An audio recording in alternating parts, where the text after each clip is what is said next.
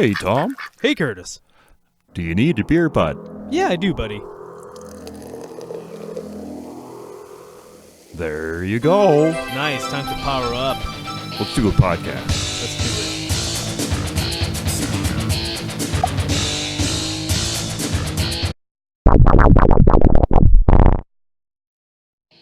What's up, true believers? This is Adam.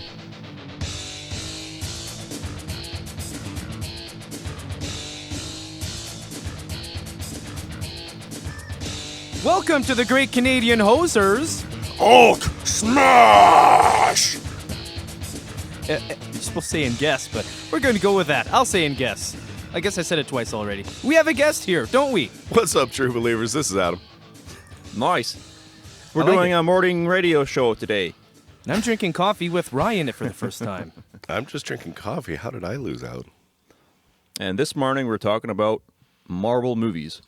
Yes. Yeah. We have a short list of movies that our friend Adam here compiled. He's a bit of an expert on the subject matter.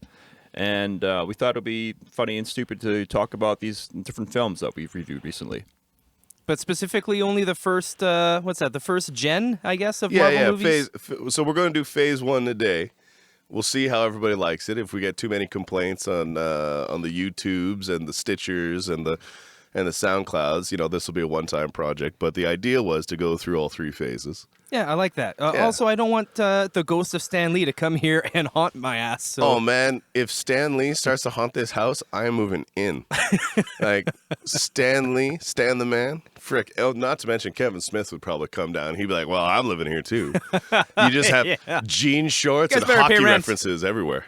Okay, I have a short list right here, so we have an idea of what we're going to be talking about today. We don't have all the time in the world, so I think we'll be moving through movies fairly quick, or how slow It's crunch time. as we want. I don't give a shit. It's the final All right, so Iron Man, Thor, The Incredible Hulk, so that's the revamp one. That's 2008, I think. Yeah, they're both still shitty. In my Captain opinion. America, The First Avenger, Iron Man 2, and The Avengers. Yeah. Now, do we want to talk about these in order that they came out in theater? I guess technically speaking, that would be we'd have to talk about the Hulk first, wouldn't we? No, because Iron Man came out, then The Incredible Hulk, Really? then Thor, then it continues with I the list. like it chronological. Okay, well Yeah, let's yeah. do that. Let's start this Yeah, 'cause- this okay. shindig up. So I got something to mention about Iron Man. All Okay. right, before we even get started, right? So Marvel had already tried taking their swing of the bat at making movies, right? And Like what? well, like they had the X-Men movies and they had Spider-Man movies already, but they weren't made by Marvel. So we're not talking about like Punisher with Dolph Lundgren. No. Like I'm talking like recently. Like Okay, yeah, like they okay. like there was a Captain America movie made in the 70s. There was a Spider-Man made in like the 70s. There was Dolph Lundgren in the 80s as the Punisher. Yeah, like there was those, but in 2000 Fox made X-Men, right? And in 2002 the first Spider-Man movie with Tobey Maguire launched, right? So Marvel wasn't exactly happy with how these movies were made, but they already sold off all their quote-unquote A-list material, Yep, too Spider-Man, late to the go back X-Men, now. blah, blah, blah. So they went out and they took a loan from Wells Fargo to finance the first Iron Man movie. And as collateral, they put up the film rights for every single Marvel character that wasn't already owned by Fox or Sony. Oh. So can you imagine if like the first Iron Man flopped, Wells Fargo would have owned the movie rights for the entire Marvel Cinematic Universe, and then they went under, and I think they're owned by TD now, Wells Fargo. Like I think TD is the one that bought them out. So now it would be Toronto Dominion Bank owning the MCU. That'd be weird If to the mo- see. Yeah. Can you imagine like TD the brings product to you. the product placement, like all of a sudden, like love to say TD. Iron Man's like, guys, I need some cash. Luckily, there's a TD bank machine right here, eh? They just make them say "a" all the time to remind everybody that. Good By thing the I way, have my Emerald Flex card. cool. Anyways, that was a like real world tangent outside of the MCU. That actually happened. Yeah. Pretty cool, I guess. And if it didn't, I sounded confident while I said it, so you believed me. I believed you. Belief and confidence. And therefore, the world. Yeah. Let's quickly talk about the three of us and our stances on this genre. So myself, I'm kind of an objective stance. I don't particularly follow this theme of film.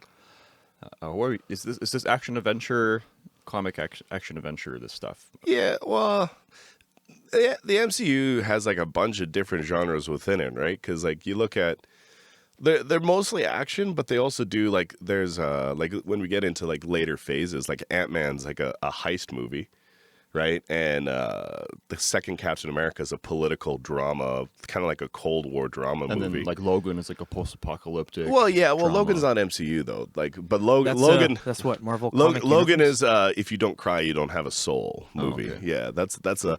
Basically, they were like it was a post-western with mutants in it. That was, kind of and heavily inspired by Shane, which they reference in the movie. I'd say Adam is the expert on the subject matter. Yeah, well, today. yeah. So introducing myself and mine, like I grew up reading comic books. I've been a huge nerd most of my life. So I read the comic books. I've watched the cartoons. I remember when Iron Man had his Saturday morning cartoon with the soundtrack was just some guy going, I am Iron Man, over and over again for like 45 seconds. And it's like, as a kid, you're like, yeah, this is so catchy. And then like, you're like, as a grown up, you're like, that is so terrible. Like, it's nothing. Like, if I It's start like Spider-Man, but- Aerosmith Spider-Man. but track. like I could start humming the X-Men theme song, that cartoon, and all three of us would have it stuck in our heads for the rest. yeah, Like, absolutely. yeah. Man. I won't do it now because there's too many people that are going to be listening to this while driving, and they're going to like close their eyes and start humming along, and there'll be accidents everywhere because of Damn that. it! It's like, damn you, Adam.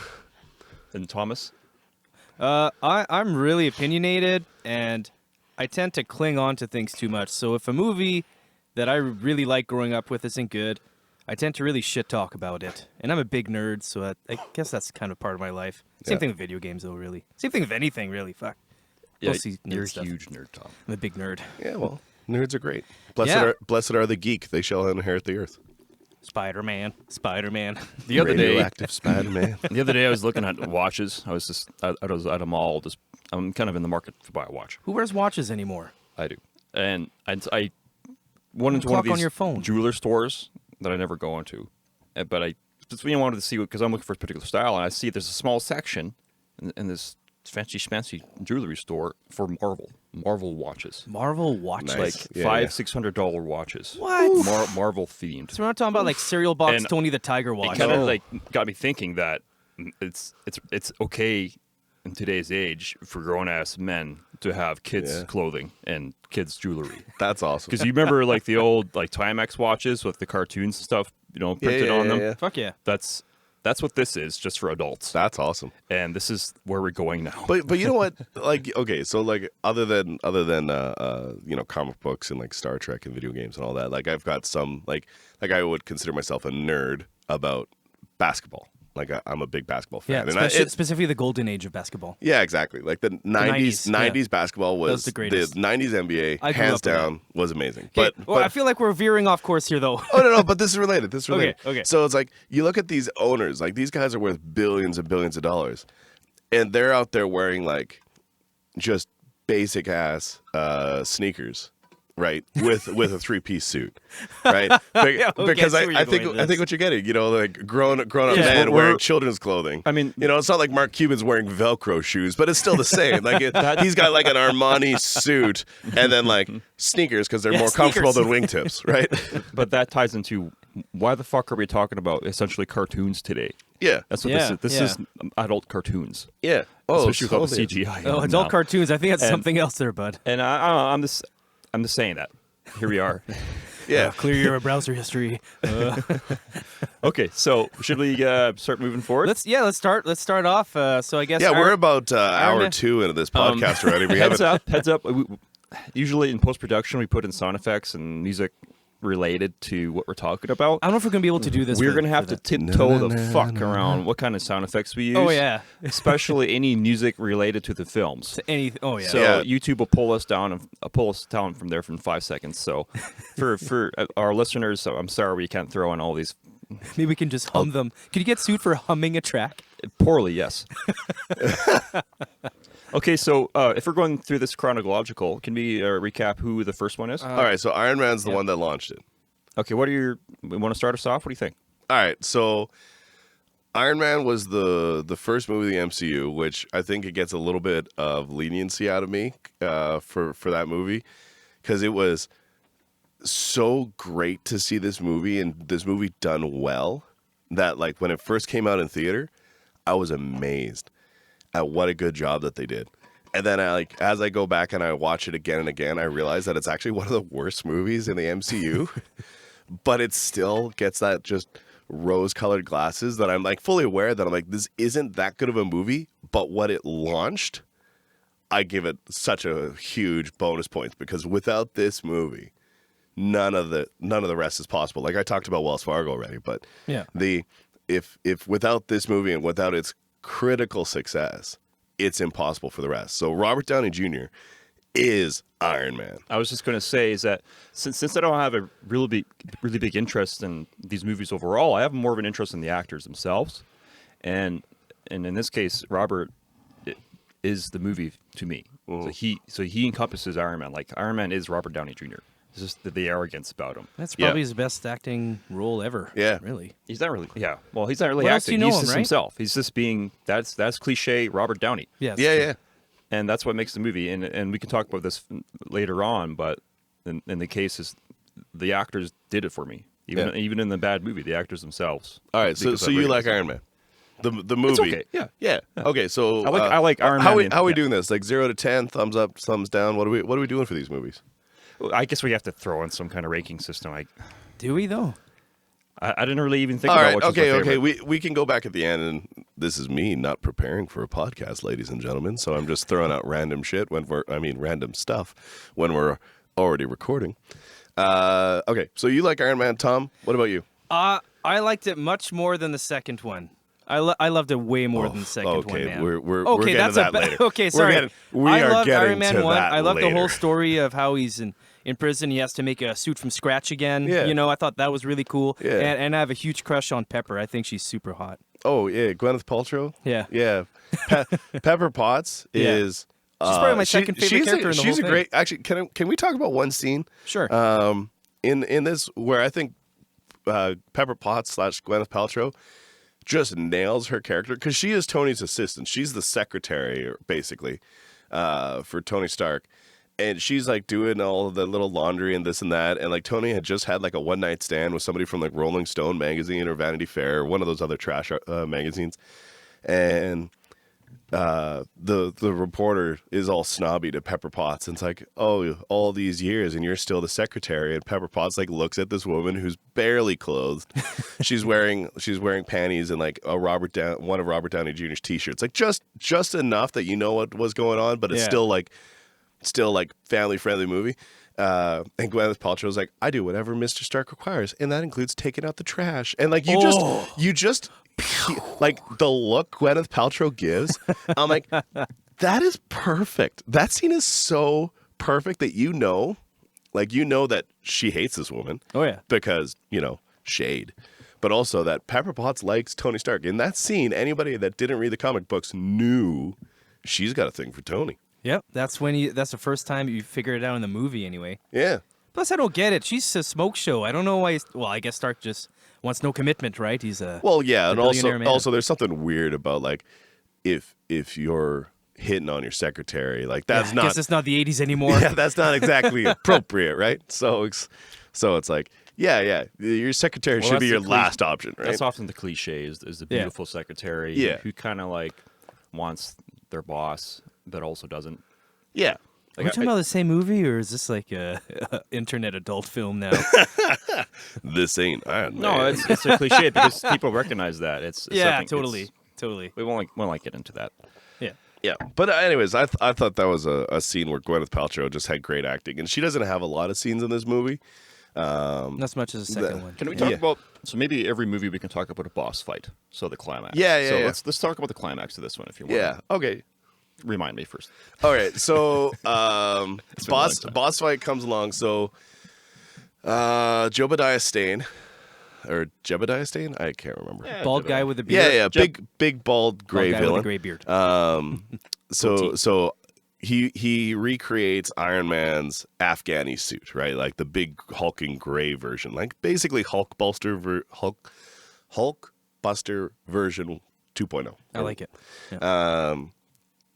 And he's like, I'm so much better than you, and he like has like Tony in a bear hug, and they're flying up, and Into it's a space. callback to like the first flight in the Iron Man armor, and he's like, how do you get rid of the frosting problem? And he's like, Jebediah Stane's like, the what? And then he like ices up and he falls down the ground, and it's like they're acting as if like, we've just solved the problem. It's like, no, you haven't. Like, come on, nobody believes that this is how you're gonna end it. And they get down to the ground, and they're fighting over top of the arc reactor, and Tony's telling Pepper, blow the arc reactor, it'll kill us both, but at least it'll stop him, and as if anybody believed Tony was going to die. So she does it, and Ironmonger's gone, and Tony survives because movies, and yeah. And it was actually a pretty good fight scene. Like, again, because like it's the first one. The graphics don't hold up as good as other ones will, but it's like there was a lot of just really good punch counter punch. Like the banter between the two characters was really good, I thought. Totally. Yeah. Plus, I like how the suit looked like. I thought it was really cool. Iron Man or Ironmonger? Ironmonger. Yeah. It's always important to have really cool villains. Yeah. Even cooler than the protagonist. Which Marvel has a problem with, but I think we'll get into that Oh my god. as we go through. Yeah. Where's my bird? We'll get there. We'll get there. Next All right. item, which one is that? Oh, next movie up? Yeah, it's All cool. right, next movie up. By the way, I liked Iron Man 2. I thought it was fantastic. I had low expectations, and I came out watching Iron Man 1. I loved it. I thought it was a great movie. Yeah. Iron Man's great. Did I say Iron Man 2? I didn't mean to say I liked Iron Man 2. You did say Iron Man 2. Whoa. Oh my god, what did I... Yeah. Commit seppuku! Yeah, he's having a stroke right now, guys. Oh my god. Where's some water? Yeah. You want a donut? No. My heart rate! Donuts provided by the Portuguese Yeah, bakery. I liked it. Did you like it, Curtis? The first Iron Man? Yeah. Yeah, it's okay. And you liked Yeah, it too? it's a okay? completely Just serviceable. No, like it's okay to good. Okay. Like it's not great. It's not the movie that it's like if somebody has never watched a Marvel movie, I'm going to be like, start here. I'm like, even though like that is where to chronologically start, that is not the movie that I say, if you want to get an idea of why I love Marvel movies, watch this movie. Yeah. Right? Yeah. But it's also, we have like almost 20 years of this shit, so it's all relative. Well, no. Maybe during the day at the time, that was a good movie. Then we saw everything Well, else that came out after 10 years. Now we this have a came higher out standard. in 2000 and I want to say 2008. I thought we were doing this chronological. Yeah. Wasn't the first one like 2000? Oh, on our list, that one's actually the earliest one. Iron Man came out 2008. Yeah. So that's the earliest one on our list? Yeah, that's the earliest of the MCU. So all these movies are like 4 years apart? Yeah. Oh, okay. X-Men came out in 2000. Oh, I see. I think that's the one you're thinking of, right? I'm a bit Because confused. they were letting other people make their movies, and they're like, "Oh man, you're really bad at these, so we're gonna start making our own." Oh, okay. Right. Anyway, so next one up would be the Incredible Hulk, which Tom, hot takes. I fucking hate that movie. It's stupid. I fucking hate it. What about it? And I swear, I thought Incredible Hulk came out before Iron Man. No. Really? It doesn't matter. But what? Anyway, Why? I hate it. I think the villain in the end is stupid looking. The Abomination. Oh my god. Played by Tim Roth. Oh fuck! Like I like Tim Roth. handle this power. Yeah. Oh fuck! Like, You're not worthy. Yeah. and it's like the romance in it. I'm a big like romance guy in these movies, and Was it's it Liv not- Tyler in that romance movie? movie? It's non-existent. What's that? Is a love interest Liv Tyler? Yes. Liv Tyler. Yeah. Okay. What's freaking? I am nailing these celebrity names today. Steven Tyler's daughter. Yeah. Yeah. It's non-existent. The father figure really doesn't play it well at all. It's like the worst father figure I've ever seen. If they tried to make it seem that Thunderbolt. way. Yeah. General Thunderbolt Yeah. Ross. Oh fuck! Who's like, not who who after puts his own daughter in danger and doesn't care, like feels Okay, that's nothing. the point. Okay, That's okay. why he's the villain. is Yeah, because but that is he's a appropriate sociopath. for the comic books. I guess so. right? Yeah. Okay, Yeah. Okay. But so also, what's okay? what's So his backstory skinny time. ass, like, that Backstory plays time. the Hulk. here. I hate that actor Edward in that Norton. movie. Awful. Yes. Why would they pick him?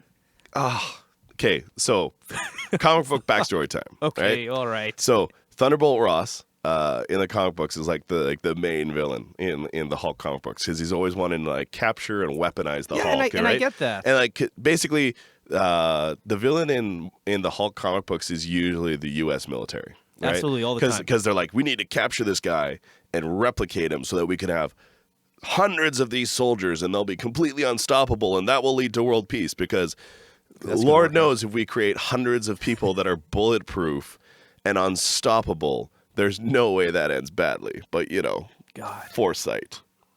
I liked more the guy who played Thunderbolt in the. I even hate the first Hulk movie. Oh, but Ang Lee's the Hulk? I thought he did a better job. No. I think he did. Wrong. What are you talking about? Tom. The other father, the Thunderbolt from the previous Hulk movie, not this one. Just like the Hulk 2. Yeah. But Okay. Anyway, we're not going into that We're one. not talking about Ang Lee's the Hulk. Ugh. I like that one That more. movie is so bad. This one's bad too. No, this is so much better. Okay, so because that one had Eric Bana playing the Hulk in Ang Lee's the Hulk, and this one had Edward Norton. So that's how I'm going to differentiate as I talk about this. So I saw The Incredible Hulk in theater with Edward Norton, right? But like right before that, I think like 2 weeks before, I finally got around to watching Ang Lee's the Hulk, because I was not really interested. The Hulk I always thought was like a bad comic book character and rather boring. He's one of my brother's favorites, so like he was super into it, but like I always thought, I'm like, the Hulk's just not a compelling character to me, so I never got around to seeing the first one. Then I was like, okay, they're doing like crossover movies, so I kind of want to see this. This is the next one after Iron Man. I was blown away. I actually still like this movie, right? And I would stand up and say this is a good movie by Marvel. You're right. The love between Non-existent. Between Liv Tyler and Edward Norton's kind of not there. But And the romance in these movies is like the glue. It kind of holds it when it's falling apart at some boring parts. But okay, but there's a couple great scenes in this movie. So the one I want to talk about is actually there's three I want to talk about. One, I think it's Stan Lee's best cameo in the first phase is in this movie so Edward Norton's working in the the bottling factory, the green juice right? factory. Yeah, the Mountain Dew factory, right? And he like bleeds into a bottle, and then like it ends up in the States, and Stan Lee's like, "Ooh, that has some pop," and then like falls over. And I'm like, I actually really like that cameo. Stan Lee cracks open a fridge and has one of these bottles that were imported to the States or whatever. Yeah, with like a drop of blood perfectly visible in the bottom of the bottle, and Stan Lee is like, "Oh, I'll just mix that in," and then drinks it and falls over. I actually didn't know that was Stan Lee when I saw that either. Come on. I didn't know. Tom. I didn't know. Tom. Fuck. Can we shame him? Bring out the shame. Bring out the shame. Bring out your dead. I'm not dead yet.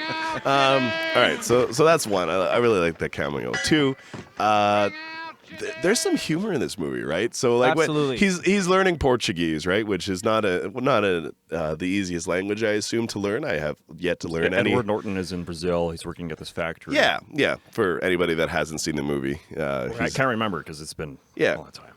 So he's working in Brazil, and he's learning Portuguese so that he can talk to his coworkers and this and that, because not something you would have done off camera before moving to Brazil, but whatever. So he's learning Portuguese, and some guys start picking on him because he's the white guy in the factory. How dare you? And he's just like, hey, stop it! You won't like me when I'm hungry, because he doesn't know the language perfectly yet. And they're like, ¿Qué pasó? I know that's Spanish, but whatever. Close enough. Yeah. I don't know Portuguese. ¿Qué? Yes. Yeah. ¿Qué?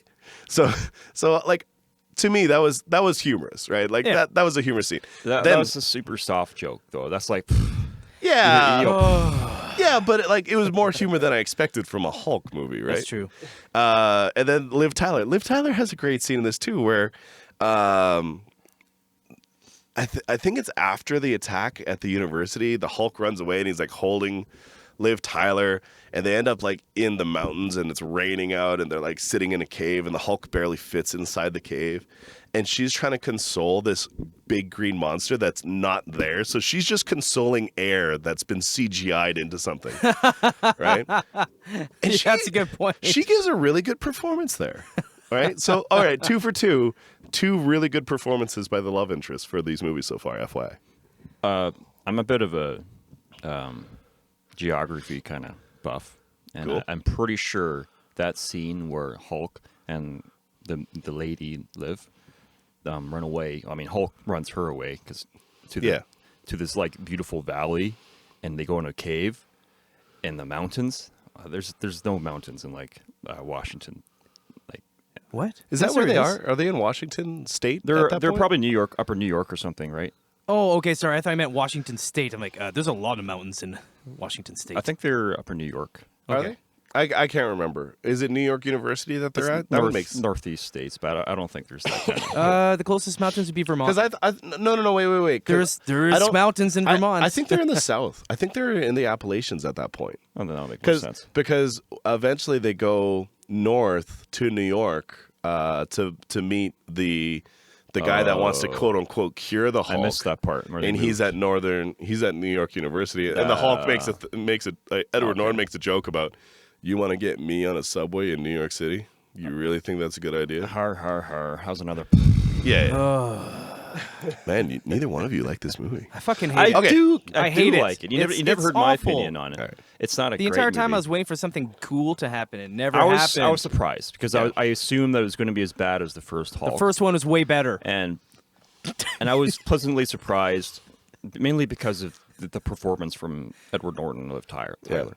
And some of the special effects were kind of cool. Yeah. I guess. Okay, yeah. And when the Hulk threw the forklift, I'm like, oh, that's pretty heavy. I know that's a heavy thing. The forklift is pretty heavy. I like that. Do you know what I like? You remember when he turned One more thing, but All right, go ahead. one of my main P-offs is that it's still like PG, and anything the Hulk does, it would like be brutal. Like Yeah. if he actually was fucking around with like special forces, he would be like crushing heads and like it would be so bloody. And anytime he throws a tank or something, that would just like There's people in those tanks. They died, Yeah. but Well, and that happened in Iron Man 2, right? Like Iron Man blows up a tank, but it's PG because you don't see. Oh, you they're don't see like, the people oh, in it's there. an unmanned tank. It's like, no, was- it's not. 6 people on that.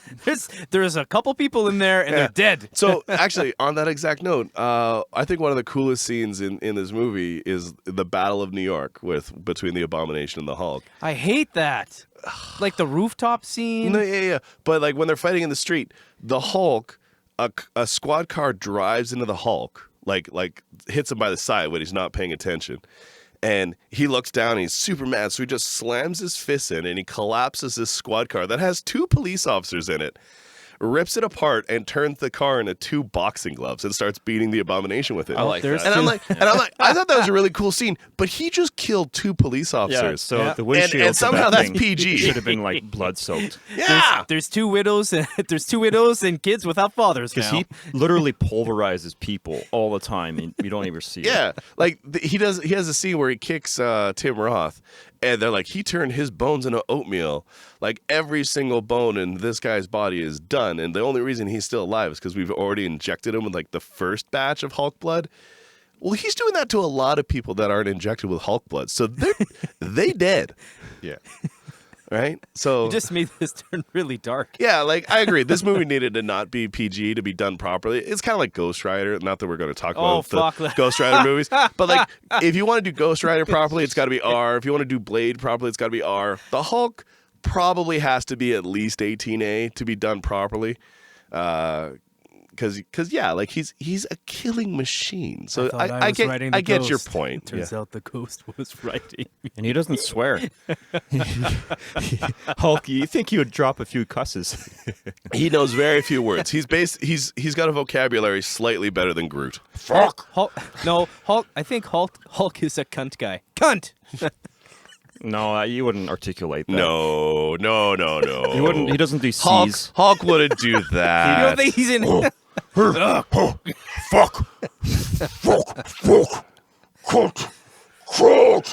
Ass. Like Tourette's. Ass. I don't know why you're really reminding me of another Tim Roth movie when he's in the Planet of the Apes reboot right now. Like I'm just picturing the apes learning like Earth, Yeah. Earth curse words.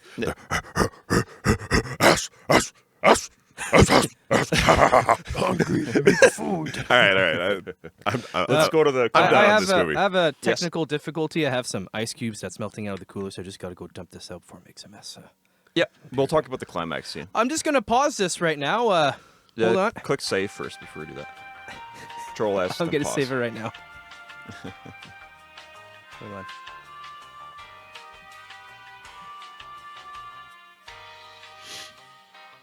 Got a bit of a leak going on there. Yeah.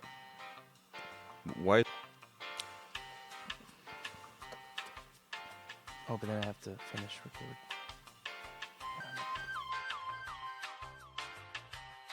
And we're back. Hello.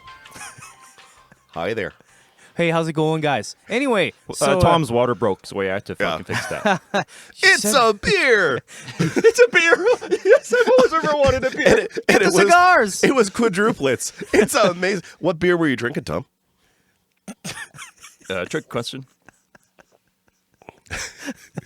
Well, I feel like you're really fishing for that one, but if you had to ask, I was drinking Poppin' Pilsner by Analog Brewing, which are open from Thursday to Saturday, from 4 to 10. You slur that enough there, Tom? Oh man, well He had quadruplets, but none of them have survived this break.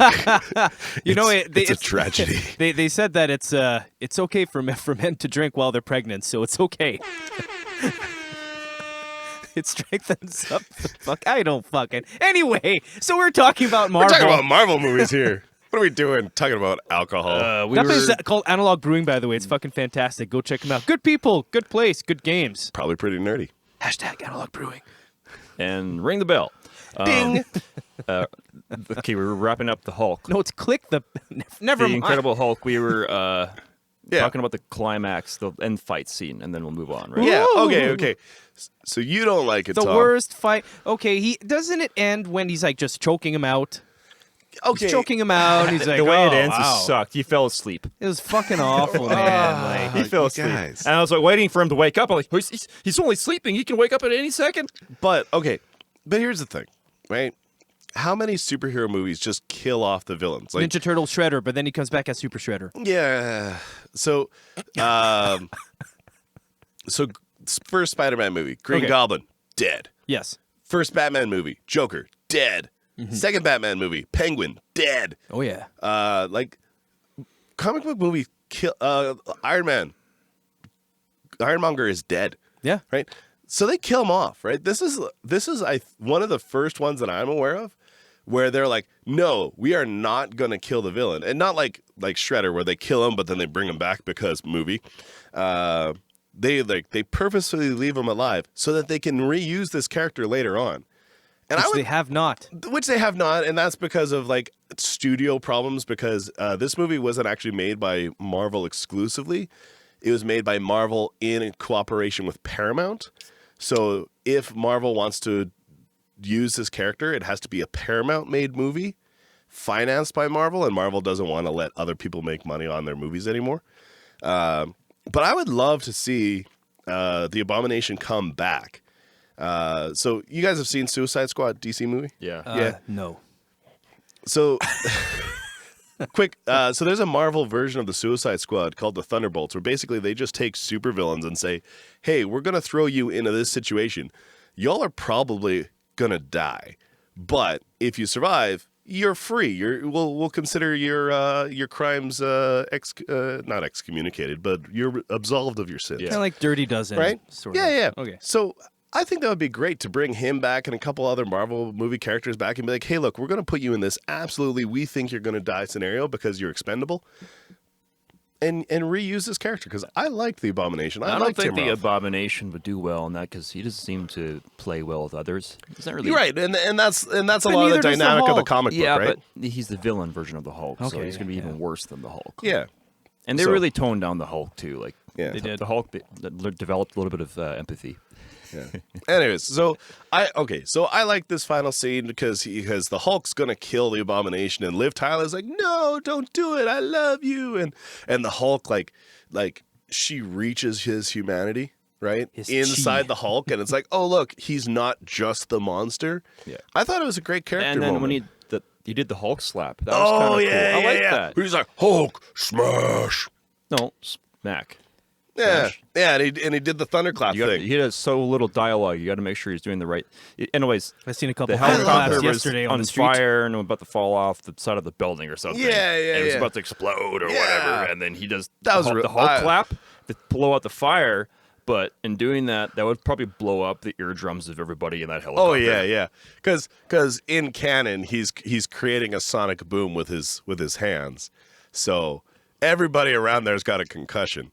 But movie. It was still pretty cool. Yeah. That was the only part. It's I liked. like there's a lot of times when we're going through these 20-some movies that the reason is going to be but movie. But movie. So, anyways, so again, my on the scale of God, I hate this movie to God, I love this movie. This is another movie where I say this is okay to good. I put it slightly ahead of Iron Man. Honestly, It's a soft good for me. A very flaccid movie for me. Did not make me feel good at all. Yeah. But the first Hulk got you hard. First Hulk was better than this one. Yes, in my opinion. Tom, you're so wrong. Plus, there's a blue. I'm not going to kink shame you for liking Ang Lee's Hulk more, but goddamn, buddy, goddamn. Maybe I was younger then. I was younger then. You were just easy. If I was 12, I would have liked the first Hulk. All right. Moving on. Let's wrap that one Next, up. Yeah. next movie up would be Thor. I saw that for the first time the other day too. That was a really good one. I liked it. Yeah, I thought it was good. yeah. I like Natalie Portman in it. I think she did a great job. Did Yeah. not like her assistant. I think that was a wasted role. Do we know her assistant's name, like have character no or fucking- actress? I can't remember her name. I can bring it up. It's the chick from what's that Two Broke TV show? Girls. Yeah, Two Broke Girls. Yeah, and honestly, like I only know she's in Two Broke Girls because I've seen the ad so many times. I'm like, hey, it's that woman from Thor. Yeah. who I can't remember the name. She of. has one line. I had to tase him. Yeah, That's all you remember her for. Yeah. It's a wasted role. You could had a cameo of any superhero for that. you know what the worst part of it about it is, because she is kind of a dumb role. Yeah, it's like ditzy, In this movie? Ditzy. Yeah, brunette. like she's supposed to be Are like you talking about Natalie or Kat Dennings? Kat Dennings. Thank Yes. you. Yeah. yeah. What's her character name?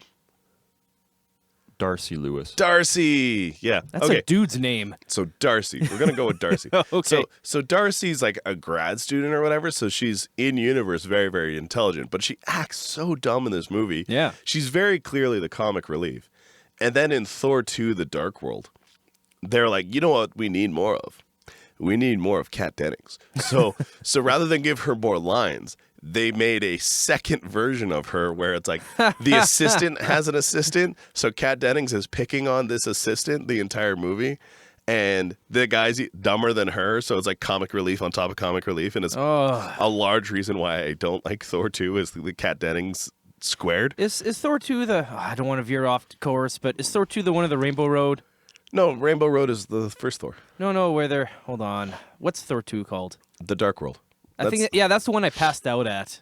It was Yeah. so boring. I passed out at that one. Yeah, and it's got the former Doctor Who playing a dark elf. Yeah. Anyways, weird. that's a different podcast. Okay, yeah. But anyway, I liked Thor 2. I liked the first Thor. Yeah.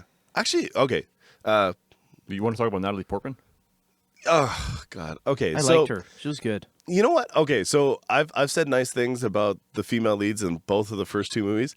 I do not like Natalie Portman in this movie. Really? I thought she did a really good job. She's a great actor, but wrong cast. She did better than Liv Tyler in The Hulk, let me tell you. No, Hey, no, I Liv disagree. Tyler's great. I like Liv Tyler Really? better. She was dreamy. I like. Yeah, she's dreamy. That's all she had going for her. No, but I think Liv Tyler and I think Liv Tyler in The Incredible Hulk did more with a worse script. That's a good point. Right? Okay, yeah. Whereas the Thor, much better script, and Princess Amidala, I just didn't care for. Really? You know, like the romance in this movie between Thor and More existent than The Hulk. yeah, Absolutely. no, but okay, in this movie between Thor and Natalie It Portman, just took a while to get there, you know? so is this sentence. My God. I'm sorry, I keep stepping over you still. The romance in this movie between Thor and Natalie Portman didn't do it for me. The bromance between Thor and Loki, as well as the father-son dynamic between Thor, Loki, and Odin. I like that. That's what does this for me. Yeah. This movie is a Shakespearean tragedy, and it's directed by Kenneth Branagh, who does Shakespeare movies. So it's 100% fitting. And I love this movie. I love old English Thor when he's like, "How dare thou speak to me? I shall slayeth you." You know, it's like, I like when Thor's like this. Like for me, this is Thor at its peak. This is the best Thor movie for me of the three. This is the first movie I'm going to out and out say it. I love this movie. What's the dad's name again? Odin. No, sorry. The father figure. The scientist? Yeah. Dr. Selvig. Yeah. And I like the part where they're in the bar and they have those gross Boilermakers, which a Boilermaker, if you haven't had one, is like a lager or ale and you drop a whiskey shot in it. And anyway, he ends up going to the trailer, Natalie Portman's trailer, and she couldn't fucking wait for Thor to come back at that point. Give me your hammer, Thor. He's like, "Hey, what happened? Actually, I think we Dr. had some Selvig beer. said We that to Thor, fought. too. We had some beer. We fought. We're best friends now." Yeah, I thought it was awesome. We honored his ancestors. That was a great scene. Yeah. So I love this movie. I love Thor's growth, where he's just like, "I am the son of royalty, therefore I'm better than you." And then at the end, he's like, "No, I'm not better than anybody. You know what? If my brother needs to kill me so that he leaves this planet alone, go ahead and kill me. I will lay down my life for innocence." And it's like, yes, He is a good guy. He has grown as a person, and also Odin, played by Anthony Hopkins. Anthony Hopkins, thank you. Great performance. Absolutely. Yeah. Yeah, I can't speak much to it because I don't remember. And also Renee Russo, fucking hot, and she's like 54 or 56. Is Odin's wife. Super hot. I don't know why she does not age. No. Period. No. She's Asgardian. Yeah, That's why. Yeah. Real life. That's the only explanation. Like I would even say like she's an way more- Asgardian on Earth, and she's like, you know what I want to do? I want to be one of those actresses that you're like, you know me, but I'm not that recognized. I'm not Angelina Jolie recognized. I make a comfortable living. Yeah. It's kind of a. I was gonna say it's kind of a weird thing to say, but it's not. That the hottest chick in this movie is the oldest chick in this movie. Woman, sorry. Chick. Oh, my God. 2019. What am I doing? People. Oh, I mean, Natalie Portman's a chick. Yeah. You know what I'm saying? Yeah. Anyway, 56-year-old. I guess she does it for me. So I'm not big on Natalie Portman in this movie. I think this is the worst of the love interests in the movie. Okay. But it's compensated for the fact that the movie's not really about the love between Natalie Portman and Chris Hemsworth. It's about the love of brothers and the love of father and son. It's true. And this movie is great. It is good. It is a really good movie. Oh my God. What are the glacier people called? And Ice giant, frost giants. so did you all notice, because I did a bit of research on this, a tiny bit, that is. Like, basically, I looked at 2 pictures. I haven't watched this movie in years. So they all have these very big foreheads and chins. And then I looked at the actors who played those roles. They all almost look this. It's like, okay, we need to cast people. We need a bunch of people with big foreheads and squared off chins. There's like 6 of them. They look like... So they got Norwegians. It looks like it. Oh, no. It was, I have no so idea. I thought it was kind of weird. I don't know if I've ever met a Norwegian in my life, but I'm just going to go with that because of, Asgardian lore. But I thought it was awesome. It was a great movie. I liked the Thor's, like, what would you call it? Entourage. I thought they were all pretty cool. Yeah. I like the ginger hair guy. I thought he was pretty funny. Lady Sif and the Warriors 3 is their name, right? Oh, okay. And I love that. That is the Warriors 3. Like it's like, how come Lady Sif gets mentioned, but you 3? What are we gonna call you 3? I don't know. The Warriors 3. That seems anticlimactic. We have the mighty Thor, Lady Sif. You 3 guys. You 3 dudes. Yeah. But they put the 3 after, so that makes it more profound. It's true. Yeah. The 3 warriors, the warriors. The guys 3. Yeah.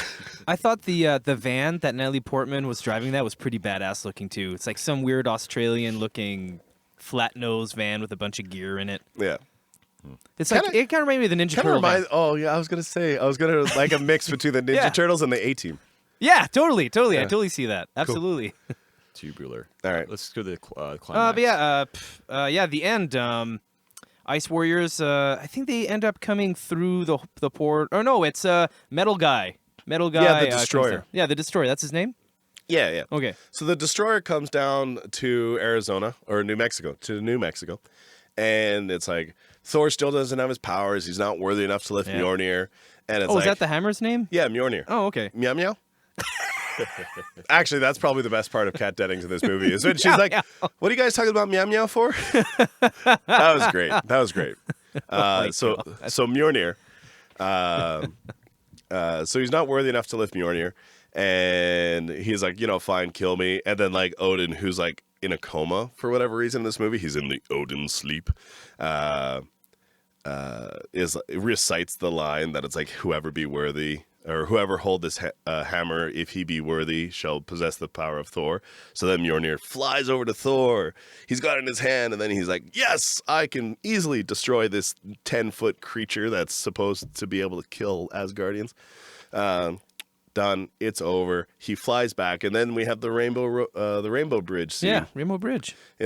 And again, a nice, powerful moment because Thor destroys the Rainbow Bridge, which is how he travels through worlds. Anthony Hopkins comes down and saves Thor. Loki is holding on to Thor, and then Loki just lets go, and it's like, oh no. Yeah, and it's like, at that time, you kind of think he's dead because of the superhero trope that villains die after one movie. This is before. The trend was that nobody actually dies other than Uncle Ben. Like, this was in movies that everybody dies. Poor Uncle Ben. Like that, because the movies had always killed everybody off, right? So it's like, oh my God, Loki's dead, which is too bad because he gave it an amazing performance. Thor has destroyed the Rainbow Bridge, so he can't go back to Earth and see Natalie Portman. So it's like he sacrificed his love to, stop his brother. His brother refused to see the light and dies, and it was a good ending. I like the climax. I think it's the best of the climaxes. So far of the movies we talked about, this is one of my favorite ones so far. Oh yeah. Of the ones we've talked about, this is my favorite. Definitely a lot fucking better than the Hulk, I'll tell you that. Yeah, I can't really give a good opinion because I haven't seen it in so long. I don't remember anything from it. All right, so 2 for 2. Yeah. 2 for 2 and 1 abstaining vote. Mm-hmm. Hey Curtis, can you be more friendly with your microphone? Oh, yeah. Because I don't know if you can tell, but you're real good here, and then you just you're dropping off the board. Well, he didn't have much to say. I was dropping about off the conversation in general. Okay, that's fair. It's almost like you're non-existent, He's in the ether. Thanks for considering my existence. Well, I know you're in the room, but we want you in the room audioly. Is that a word? It's a word now. Audioly. That's awful. Fuck. That's dumb. ESL. The English language evolves. With all the millions that listen to this podcast, everybody's going to say audioly now. Yeah, million. Divide that by a million. Millions and millions. Okay, don't get me started with wrestling talk. We're not doing that. All right. How great. The Rock's going to play a villain in the DC universe. Anyways. What? No. Who's he playing? Black Adam. Who's... Is it because he's black? Villain for Shazam. Oh my fucking God. They're remaking Shazam? I had no fucking clue. Yeah, it's going to get a sequel. Anyways, next one up would be Captain America. Yeah. And I just saw that one for the first time last night, so it's fresh in my memory. Yeah. I love it. I thought it was great. I thought it was fantastic. I love that he started off as a small little skinny no one that keeps getting rejected, and eventually some scientist hears him out, and he's like, you know what? Do you want to kill Nazis? No, I want to kill bullies, and he has a good gut feeling about them. He doesn't say he wants to kill bullies. He says he doesn't want to kill anyone. Oh yeah, that's right. He doesn't like bullies. He doesn't like bullies. That's what it is. Yeah. And that's how great. Oh, okay. That made me feel good. I want to go last on this one. You like this movie? It was good. I loved it. I never really liked it. Why? I don't know. Ugh. Just didn't do anything for you? Boring. You didn't like the World War II-esque stuff of it? No? It's too corny. It's too corny. more corny than the Hulk. Okay, I gotta stop ripping on the Hulk. All right. So this one is... Okay, I get what you're saying, because this one is a little corny, because it's a very cartoony World War II movie. Yeah. Because it is a cartoony World War movie. Like, it's like... Wow. Thank you. But so this movie this movie is great. For me, it's the best of Phase 1. I love this movie. I put it up there, right side to side with Thor. I like both of them very much. They're my favorite ones. Yeah, those are other ones we've talked about so far. These are 1 and 2 of the the 4. So Iron Man's taking the 3rd spot, and then Hulk's. Hulk's taking the 3rd spot for me, and Iron Man 4th. We reversed that order for you. Yeah, I did watch this a few years ago, and the reason why I don't remember much is because I just basically turned my brain off. Like, that's how bad I liked it so little. I just disconnected it, so I never really paid attention to it. So, funny story about this. This movie is one of the last movies that I remember going to the midnight premiere, because it was before they started doing reserved seating at theaters. Oh. Right? So I get a ticket for the midnight show. I'm in West Edmonton Mall at 10 o'clock at night, lining up so that I can get a good seat. My brother comes and watches the movie with me. Now, my brother worked security, and so he got off a 12-hour shift doing very physical work. It's not like he's a mall cop. He worked real security, right? And, apologies to any mall cops listening, but, oh my God, no. Duh, we're going to lose so many listeners. The trending right off. So he worked a very physical job. It's midnight, and we go to watch this movie, and it's just under 2 hours long. So the climax is at 1:30 in the morning, 1:40 in the morning, and all of a sudden I hear my brother. Oh no. And I just full on elbow him in the ribs. I'm like, wake the fuck up. He's like, huh? Oh yeah, movie.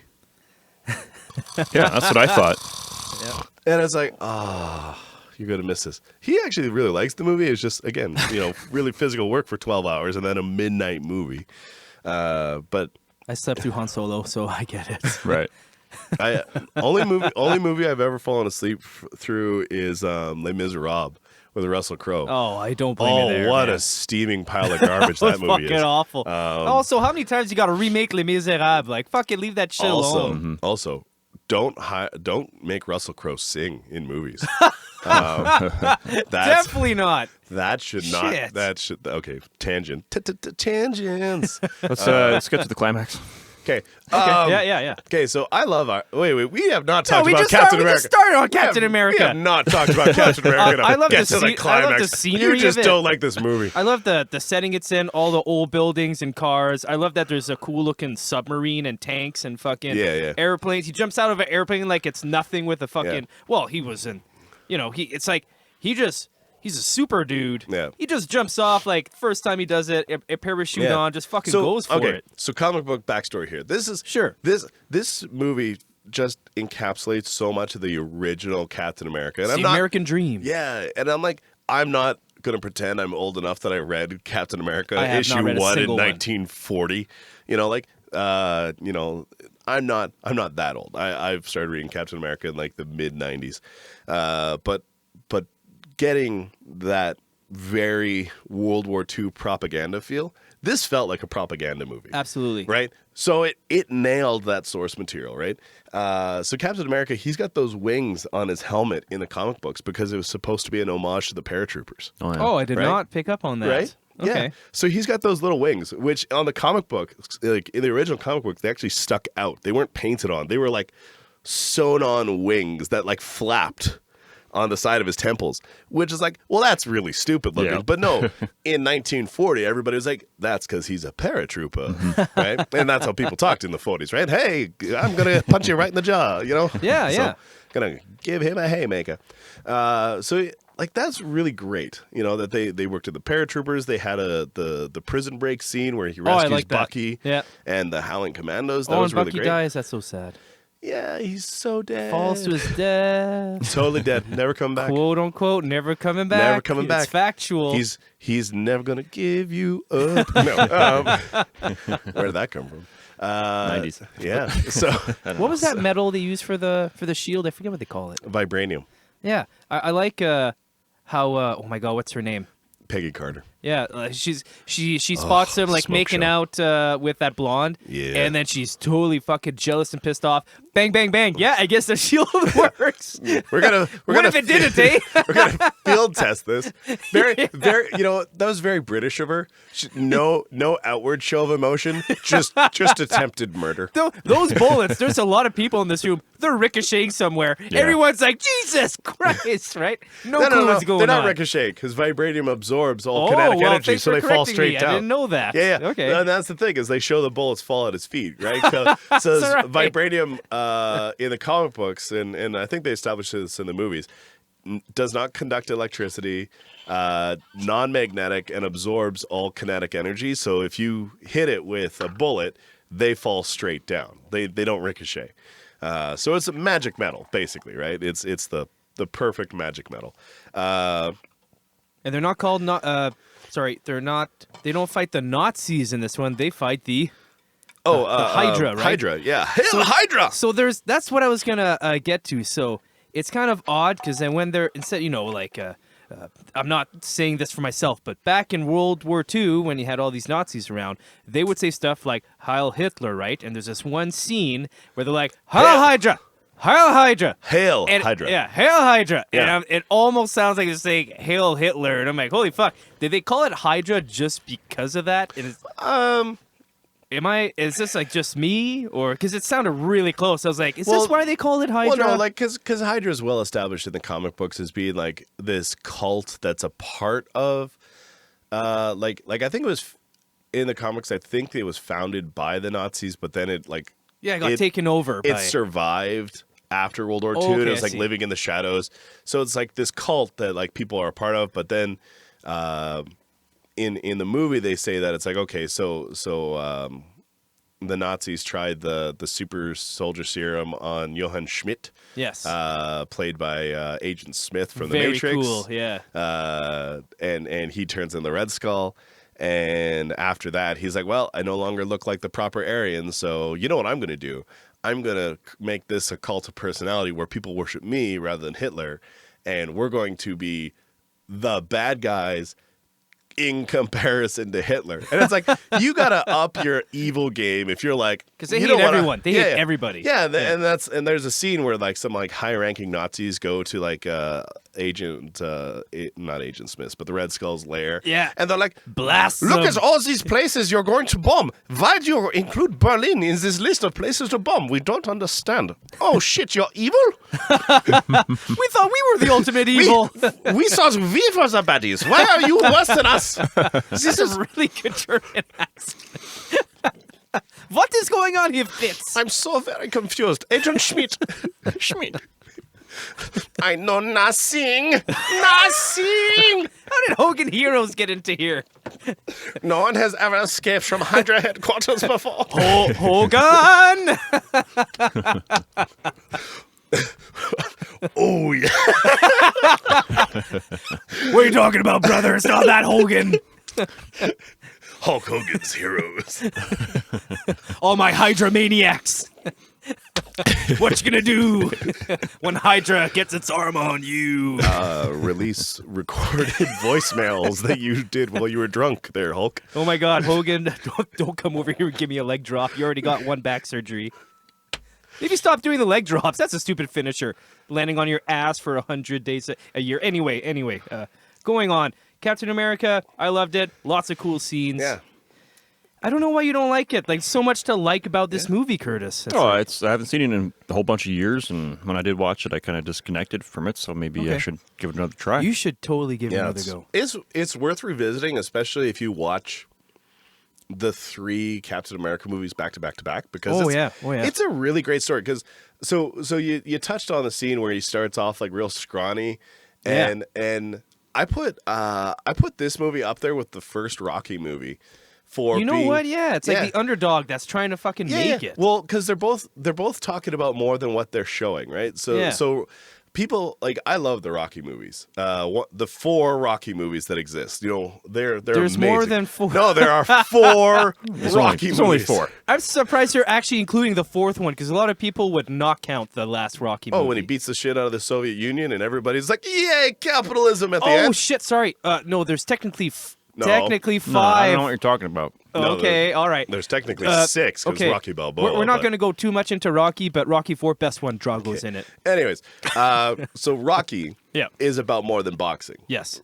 Captain America is about more than comic books.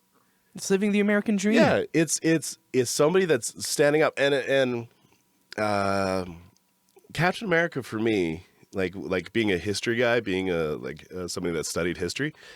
When you look at Cold War United States, especially their foreign policy, they really developed what I like to call like the superhero foreign policy, where they're like, we're stronger than every other country in the world except one. So we've got to stand up for the little guy. We've got to be the superhero. I'm not saying they did it right. I'm not saying they did it wrong. I'm not taking an opinion. I'm just saying that was the mentality, that they were like, we are the superhero and the Soviets are the supervillain and we got to stand up for the little guy. Captain America is so that. He's this little guy that has greatness thrust upon him. Yes. It's like he's a little scrawny kid. And there's, favorite scene in this movie, right? Tommy Lee Jones I love him in tosses this the movie, live man. grenade, right? He's like, grenade! Tosses it, right? And all these big, buff, macho guys are like, oh, shit, and they duck for cover. And little, tiny, asthmatic Steve Rogers throws his body on top of the grenade, thinking Yes. he's going to die, Yes. but he's trying to save everybody else. That's the hero right there. There's the hero. That right? made me feel good seeing that. And then Tommy Lee Jones looks at the German doctor, whose name I can't remember. And he's like, well, he's still skinny. Yeah, he's still skinny. You know, it's like he's got to find a flaw in this kid. Like, how dare you bring this little tiny asthmatic? Yeah. No one's brought this flag down in 17 years. Pops the pin out, flagpole goes down, grabs the flag, gets the Jeep right with the Peggy chick back. Carter. Yeah, I was like, fuck yeah. Yeah, actually, and you know what? This movie led to a spin-off show where Agent Carter, she got 2 seasons of a television show. I had no clue. What? Yeah, it's a great TV show. It's very underrated. Is it just called Agent Carter? Or? Yep. Okay. Yeah, I think you got to buy it on Blu-ray now. So that must have came out like literally after this movie then. Oh yeah. Okay, because Yeah. I never heard of it. Yeah, it's like 20 episodes long between 2 seasons. It's I like it's a her. good show. I like her. I don't Oh, want I to go think too she's much into great. this, but I have this gut feeling like they should have used her, and no one's going to agree with me, but I find that she was a way better fucking actress than Scarlett Johansson, and she could have played the Scarlett Johansson role way better than Scarlett. No. That's in my opinion, because this is Scarlett. Look, I'm upset. I'm happy. I'm really angry. I'm so glad if that we're to anybody televising who this so can't see everybody my can face, see your face. If no one can see my face, but I did the exact same fucking face for everything. I do not like Scarlett. I think she's the worst actress. She's not very dynamic in No. the facial. If- She's can she- also a Russian assassin. She's kind Yes, of had I know. emotions bred out of her. But it's like She's also acting stone-faced. So that's their job. she has Yeah. cool fighting scenes and whatnot, but she does nothing for me, man. Ugh, we're going to disagree on that, too. We're going to disagree on that, too. Okay, so... But anyway, bottom Climax. line, love it. Do you want to talk about Oh Climax? yes, absolutely. That was really good. So So they so get it's- onto the jet, right? Yeah. And do we just want to skip right? No. Sorry, I almost forgot. They ripped off, and I'm gonna say this. What did that final Jeep catching up to the airplane taking off remind you of, anyone? GoldenEye. GoldenEye did this back in the 90s, where you got 007. He's chasing this airplane that's trying to take off. Yeah, but World War II is in the 40s. So I wrote this Okay, off. yes, but it's like, makes it in the plane, finally takes off, and he makes it. This is like more. Oh, sorry. But how great was that too? Like as they're chasing up to the jet, and like Agent Carter like kisses Steve Rogers for good luck, and like he's like, yeah. Then I like, kiss it, yeah. He makes eye contact with Tommy Lee Jones, and Tommy Lee Jones is like a gruff old man. I ain't kissing you. Like that was a great That one. was really good. That was a 1-2 punch of like emotion comedy, I like, which kiss I it, yeah. think this movie did really well. Smart. But yeah, he makes it onto the plane. He fights a lot of baddies in there. Yeah. Him and Red Skull have a face-off. faceless villains, a lot of faceless villains in Yeah, this because they're all yeah. wearing their masks. They're wearing masks. They're like, hey, you know how we can reuse extras? We're Yeah. going to put them in full face masks. They're basically GIMP masks that are... I don't know what that is. Who mentioned that? It's like, It's somebody from hey, who the hell's out there? We yeah, don't who see shouted that out here. through the window? It's like, yeah, some weird fetish masks. Like, hail fetish. It's, yeah. It was great. They fight off, Yeah. and then eventually, I'm trying to remember how he killed Red Skull. I found was a little Well, he anticlimactic. He didn't. Yeah, technically, yeah. Yeah, because the Red Skull holds the cosmic cube or tesseract, whatever you want to call it, barehanded, and he's like, and then he's You totally, never see him again. He's totally dead. He's totally dead if you haven't watched all of the Marvel movies, which is it's like, oh, that's too bad that it kind of went that easy. Yeah. But I guess it works because. Like, what was he going to do? Like, it's either a fight to the death where he has to kill the Red Skull in order to down the plane, because there's no way he convinces the Red Skull to stop, right? Yeah, of course. So either he has to kill him or they have to find a way to, like, get him off the jet. So either kicks him out of an open door, and then it's like, oh, Red Skull's going to be living in some tropical island. Yeah. And he's going to come back in the next one, but they wanted to set the next one 70 years later. So how do you Yeah. explain this, right? But I get it. I get it. It was a way out. It was an easy cope. It was, what do they call that? Cop out. Cop out. Yeah, well, no, like there's a film term, isn't there, where it's the machine of the gods, Deus Ex Machina? Is that it? You're talking language I've never heard before. Yeah, in my life. okay. What about it? Where they just like invent a reason that they're like, oh, and for a reason. Oh yeah. What were we saying? The reason is, oh yeah, movie. Movies. Yeah, that's the reason. Yeah. And then the rest. He plunges the jet and becomes an ice cube. And Yeah, and he's got that emotional speech where he's talking on the radio with Peggy. Yeah. He's like, I'm gonna have to reschedule our dance, right? And it's like, my heart hurts. Yeah, and then I've got a heart on. And then he comes back to, and they try Yeah. to, that was kind of a dick move. They bring him back to life, and they're trying to ease him that, it's how many years later? 70 years later or something? Yeah, 70 years later. So is that date, it's never going to happen. She's dead, but they find somebody that looks exactly like her. No, they didn't. Yeah, they did. No, they didn't. Yes, they did. She was not. It was a nurse. They Oh, weren't, right, okay. Yeah, they weren't trying to pretend that she was Oh, Peggy okay, Carter. sorry. Yeah. But My she bad. was some nurse, and he's in a quote unquote hospital, and he's like, "Hey, where am I?" And they're like, "Oh, you're in a hospital." And they're like, "Right, but you're playing this. You're playing this ball game." That happened in 1943, and I was remember there. because I was there. And it's Yeah. like, so he's a genius to be able to listen to like 3 pitches in a game and remember exactly like I was at that particular game. Oh, yeah, I had a 10-cent beer that day. Yeah, and it's like he's a genius. Also, he's a huge baseball fan, which is time appropriate for like Absolutely. 1940s Brooklyn. Of course, he's a huge baseball fan. Like, what Yeah. else? They didn't have TV back then, Nope. right? So, anyways, I love this movie. I loved it too. It is full on love this movie. So, yeah. I guess that's a big no from Curtis, but that's okay. All right. Can I interest any of you gentlemen in a Poppin' Pilsner from Analog Brewing? I was waiting when you would ask that. Yeah, I'll take one. I know you've never had some of these, Adam, but it's from a brewery called Analog Brewing, which I know a lot about. Very a lot. Very a lot. How do you know so much?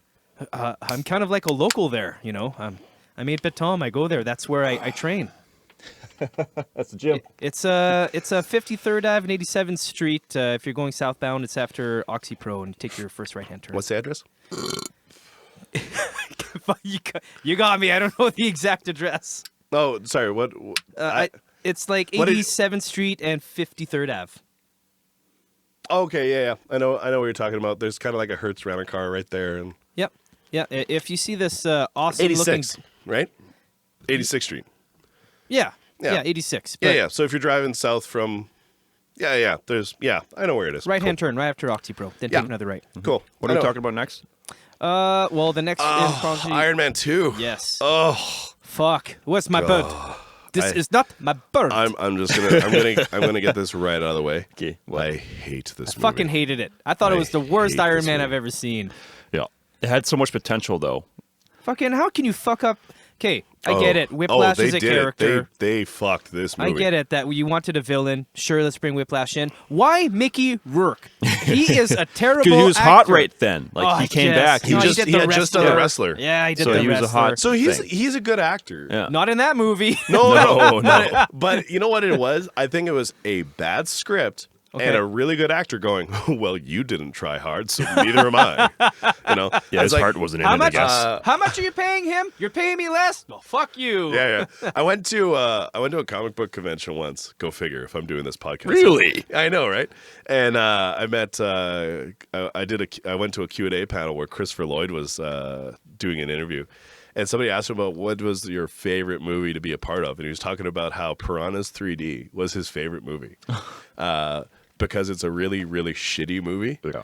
And he was like, it was nice to Like Doc Brown? yeah, Doc Brown. Yeah. So he was talking about how like he loved doing that movie because the writers very clearly didn't give a shit, so he didn't need to give a shit. There's So no he just pressure or anything. yeah, he's just like I just went in, I read my lines, and I didn't have to try because the script writers didn't. Yep. And then he looks at the audience and he's like, and I apologize to anybody who thinks that movie is art. But but if you think Piranha's 3D is art, you've done more drugs than I ever have. Not saying Locks is saying a lot for a man that lived Doc through Brown, 60s. Doc Brown, don't know if you know this, used to be into the drugs. I don't know if you've ever seen Back to the Future, Yeah. but It wasn't his time travel wasn't powered by plutonium. that's right. Just like anybody who's seen Ace Ventura. Wow. Anyways, Marvel movies. Yeah. So yeah, Iron Man 2. So Mickey Rourke is in this movie, and he's a good actor, but he gives a not this shitty movie. performance and a shitty script. Is Oh the man. thing. Oh man. He didn't have anything to work with, I guess. Oh, it's terrible. And they replaced. Oh, and this is what we didn't talk about. They replaced Terrence Howard as War Machine with Don Cheadle. So I was going to talk about Don Cheadle. Yeah. Who's Okay. Let's the- talk about Don Cheadle. Hold on. Wait. Who's the guy in the first? Terrence Howard. Okay. Yeah. Yeah. Actually, Okay. Yeah, Let's go talk about ahead, Don sorry. Cheadle. Go ahead. Yeah. So Don Cheadle is one of these actors that have been around forever, and he's been in dozens and dozens of movies. But he's not really. He's famous, of course, but like he's not really well known. Yeah. So he's always in the background of these movies a lot of the time. And right when this movie came out, this small, I think maybe College Humor episode came out where Don Cheadle plays like Captain Planet. Captain Planet. He's our hero. And then in the skit, in that it's Captain Planet gets depressed and he like starts killing everybody in the planet. Like all humans start to die, and he turns out all the people into trees. And there's a certain scene where you see Don Cheadle and Captain Planet is with this like this kind of zoned out face where he's like staring like blankly and just like murdering people, turning into the trees. And I think like Don Cheadle was perfect for that because it was dark humor. Yeah. And then I saw Don Cheadle in Iron Man 2 expecting some kind of dark humor, but he didn't. He played a straight edge guy Yeah. and totally killed his character. It was ruined. Like he put this guy, just like Mickey Rourke. They took a great actor and then they gave him a bad script and probably didn't let him do what he wanted to do. I have a feeling that happens Well, sometimes. okay, but Rhodey, the character he's playing, is a career Air Force officer, right? Exactly. So taking Don Cheadle for that role is the wrong character. And I'm not talking shit Who about. do you want? Terry Crews? No, Terry Crews wouldn't fit in a fighter at a fighter jet. He is the suit. because Terry Crews plays the tough guy that's also emotional. Yeah, Yeah. but no, this is what I'm saying. Like the character. Oh, I love that game. I don't think that's a sound effect. That's actually a phone. Yeah, that's sorry. That's my ringtone. I'm getting a. Tom did not put that in post. Please give me money. That's I love that. I'm getting 1866 numbers Oh, calling fuck me those this time of the guys. morning. It's like screw you. I work late. I could be asleep for all you know. Anyways, so Don Cheadle is playing Rhodey.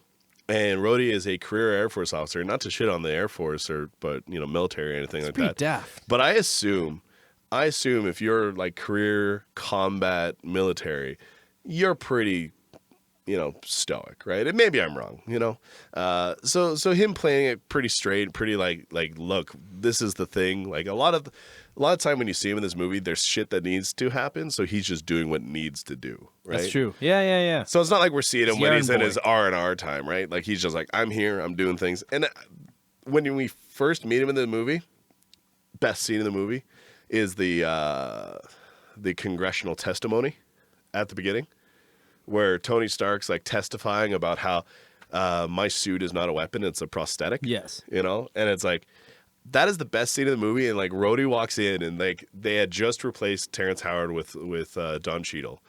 and they show him from the back, right? And Oh, he's it's the walking black in. guy. It has to be the same guy, And right? they're just walking in and Tony gives, like, they kind of mention, like, they reference without referencing the fact that it's a new actor. So like Robert Downey Jr. is like, Rhodey? And then like they turn, so you're seeing both of them in profile, and Don Cheadle's like, yeah, it's me, Rhodey, get over it. And I'm like, That's the Don Cheadle that I was looking for. yeah, is and the I'm like, dramatic yeah, relief. Yeah, I'm like, oh, that's actually a really good way of handling it, because I Yes. guess there was some behind the scenes drama with Terrence Howard, and that's why they didn't bring him back, and So blah blah blah. So I guess my but- point is that I was hoping that Don Cheadle would have more of the comedic relief through the film, Yeah. because that's yeah, what but that went to Yeah. Justin Hammer. He Oh, was, really? Because I thought I went to Mickey Rourke. No, Hammer was really he's the quote unquote villain of this movie. He did a He's- good job, because I hated his fucking guts the I entire hate time. him too, but you could tell he was supposed to be comedic. Yeah. You know, like he's But that's what- dancing around on stage. the Robert Downey Jr., the main actor, is the comic relief Yeah. most of True. it. So you don't want to have too much Yeah. going on. Anything else before the climax that you want to mention? Oh my God, no! There's a Oh, lot. wait. There's a lot more. Oh yeah, yeah. How about some cliches? There's Okay. a lot of cliches. I in want this to one. I want to talk a little bit more about the. Okay, so we'll talk about your scene here with the board, but I hate this movie, and I can't say that enough. That's why I'm saying it again. So I hate this movie, but this movie has the best Iron Man scene in any Marvel movie, and it is again that congressional testimony right at the beginning, where he's just like, listen. And he's got the perfect line for, well, it did pop there. He's got the perfect line for Iron Man, where he's like, I privatized world peace. What is wrong with you? Just say thank you and leave me alone. And I'm like, yes! Thank you. You are, like, Iron Man is basically Ayn Rand's superhero. So for him to be like, you're not taking my property. This is mine. Yeah. You reap the benefits. Just leave me alone. I'm like, yes! This is Iron Man, and they had so much potential. If that scene continued through the rest of the movie, where he's just being like basically very randy and like, yes, this is me, and like I'm saving the world, and you know the government's the enemy. If the government had been the enemy, like the ATF, the Alcohol, Tobacco, and Firearms Bureau in the United States, was trying to be like, no, this is ours. We own this property. Why? Because we're the government. Like that would make a great Iron Man movie, but Yeah. they didn't. They made it some rival industrialist who's shitty at his job, and some damn Russian that wants his Boyd. Fucking.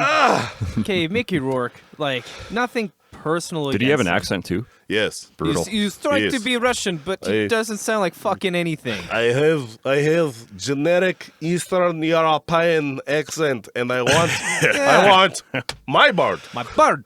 Right? This is not my bird. My bird. You brought me a bird. I want Fuck. my bird. And I'm like, what is he doing in this movie? I'll tell you what he's doing. He's trying to show off how good he can solder and do electrical work. Because that's all his fucking scenes. You see him Yeah. building shit, and then he's supposed to be this, like, really tough macho guy. You had a perfect Genius. He's scene. supposed to be a genius too. Yeah, Yeah. but okay, you had this perfect scene. He's in this jail cell. Hammer leaves him alone with these two guards, and then when it goes back to him, you see these two guards hanging from the fucking ceiling. But at no point did you ever see Mickey Rourke like fucking like fight. You Yeah. never see him fight with his bare hands anybody. So you do not know how tough he is. No. All you see him is with his stupid fucking shitty looking electrical whips. Okay. They could have done so much more. You could have had any bad guy. Why they decided to go with Whiplash is fucking beyond me because. First off, he did a bad job. You don't see how tough it is. So when you do see him in the suit, he comes out, uses the whips, and then Iron Man just schools him in no time. So it's like, oh, this is the fucking villain in the They were movie. building it up for so long, and God. it's nothing. And then at Yeah, the end, and then- at the end, he gets toast. Yeah, with a superhero high five. Fuck, man. Like he got defeated by a high five. Can we just acknowledge that it's like it was a high five kills him. I'm like, God. Like, nothing against him. I know I keep calling Mickey Rourke. Sorry, Whiplash. Yeah. I should just call him Whiplash. Yeah. So bad Whiplash in this movie. bad villain, bad script. I don't think it's bad casting. I just think whoever wrote that part in, they're like they didn't. No one's no one like test read it. They were like, oh yeah, Yeah, it's Oh, good. no, But no. let's film tomorrow. This movie was heavily test read because there's so many Easter eggs.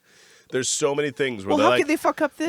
we're gonna put this in and we're gonna put this in. This movie only existed to set up other movies.